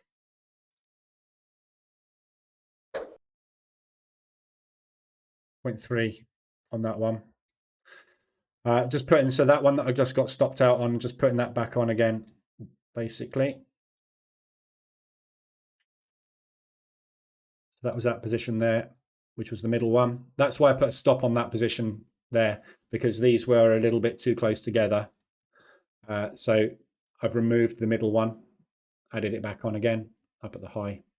So this trade basically is either I'm wrong on the DAX and I'm going to stop out on it, or this is the final move on the DAX. So we just, all this liquidity is all gone, all taken here. We've just taken that liquidity. So if they're going to start the move, there's no reason to go higher if they are positioned short. They've taken everything now, ahead of FOMC. If we look at the other indices, yeah, they're all doing the same thing, all pushing at the moment. So we might well see a sustained push on the indices, and then FOMC, you know, pulling it back down the other way, but we'll see. Yeah, nice strong push there. Don't know if there's any reason for that.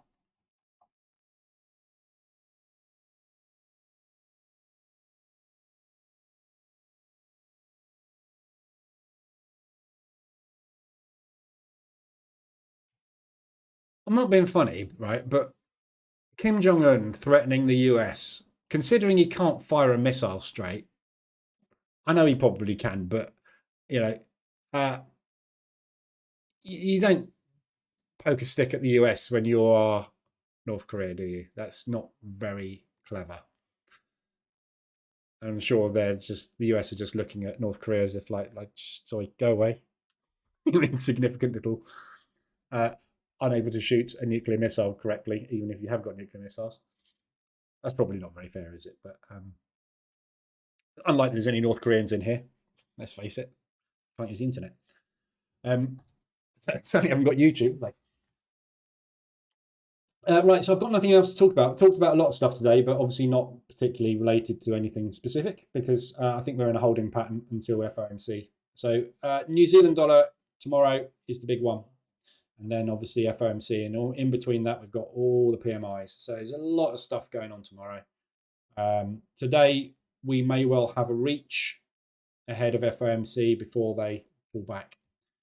So New Zealand dollar certainly looks like it's powering up ahead of, not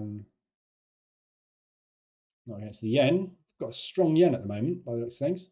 New Zealand dollar's powering up against everything else. Looks like we've got a strong yen. So yen is coming down. Everything's coming down against the yen. So there's a lot of money flying into the yen at the moment. Very strong against the US as well. So a bit of yen strength. Unless he's got a poison, a position onto his benefit. Yeah. Strong, yeah. A strong US dollar. I think we're going to get a strong US dollar. It's again, talking about fundamentals and not knowing, it's all going to come down to, you know, what the meeting minutes say, you know, what the Fed are saying. This is why FOMC is so important, even when there's not an interest rate attached to FOMC, because obviously we usually get the FOMC and the interest rate released at the same time. Even when there isn't a press conference, these meeting minutes are very important because they give an indication as to what their future stance is going to be. So if they come out and say we are more hawkish than normal, and it looks like we won't have to raise interest rates by another 1 to 1.5%, we're probably only going to go to 0.75% over the next 6 months, then the market's going to react to that. So you never know what's in here. Sometimes there's absolutely nothing in it. Sometimes we get an FOMC that kind of does that. And sometimes we get an FOMC, you know, and yes, it's off, it's gone, and it doesn't come back. Because this is why fundamentals are so important. But knowing fundamentals doesn't help you with this, because and the institutions, yeah, when they read that, they will be rescorecarding stuff. You're going to see stuff move. By the time you understand what's happened, it's already done it. Follow price. If you have had the US dollar doing this, yeah, FOMC happens, you get a market structure break and retest, you know what you want to do. Market's gone long, follow it.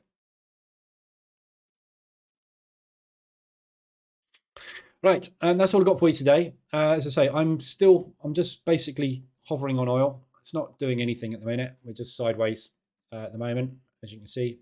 Reversal alert after reversal alert. We're in the range. So I'm waiting on oil. DAX entered one more short up there. I have got a stop on that. So if we get another, I mean, if it's getting anywhere near ADR, I'm wrong on it.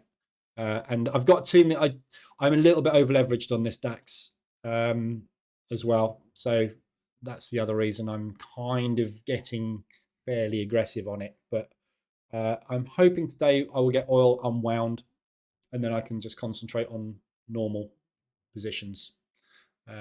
Lesson learned for me this week.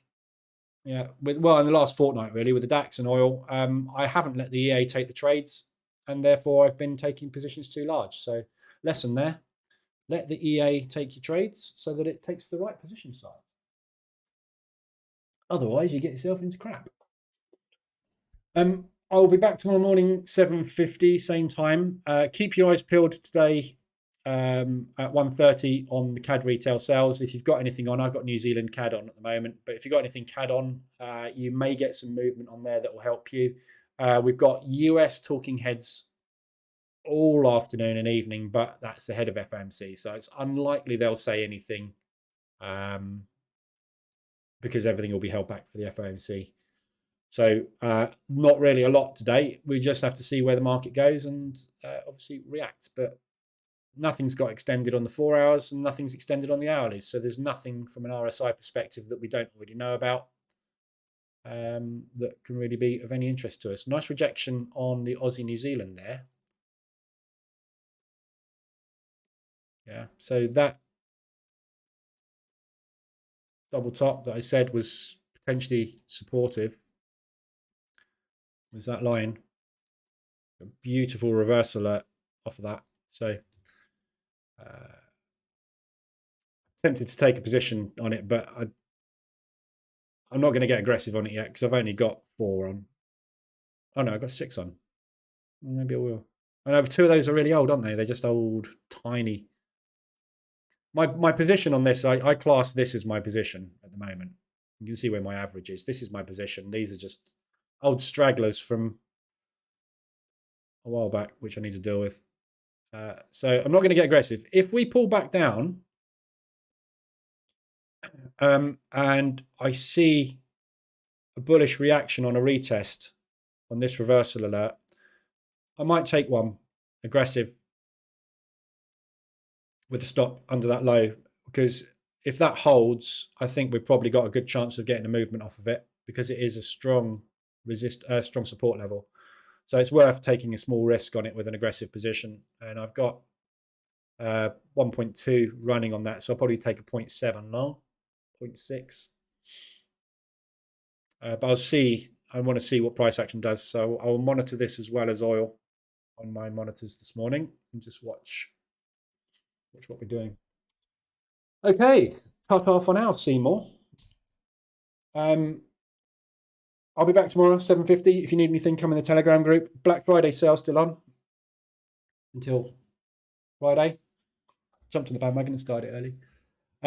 But yeah, so I'll just keep an eye on everything. But I think we'll probably be in a bit of a holding pattern potentially today because we've got FOMC and we're waiting for that. So we'll see. All right, have a good one, guys. Anything you need, let me know in the Telegram group. Otherwise, I'll see you tomorrow morning, 7:50, same time. And have a good day.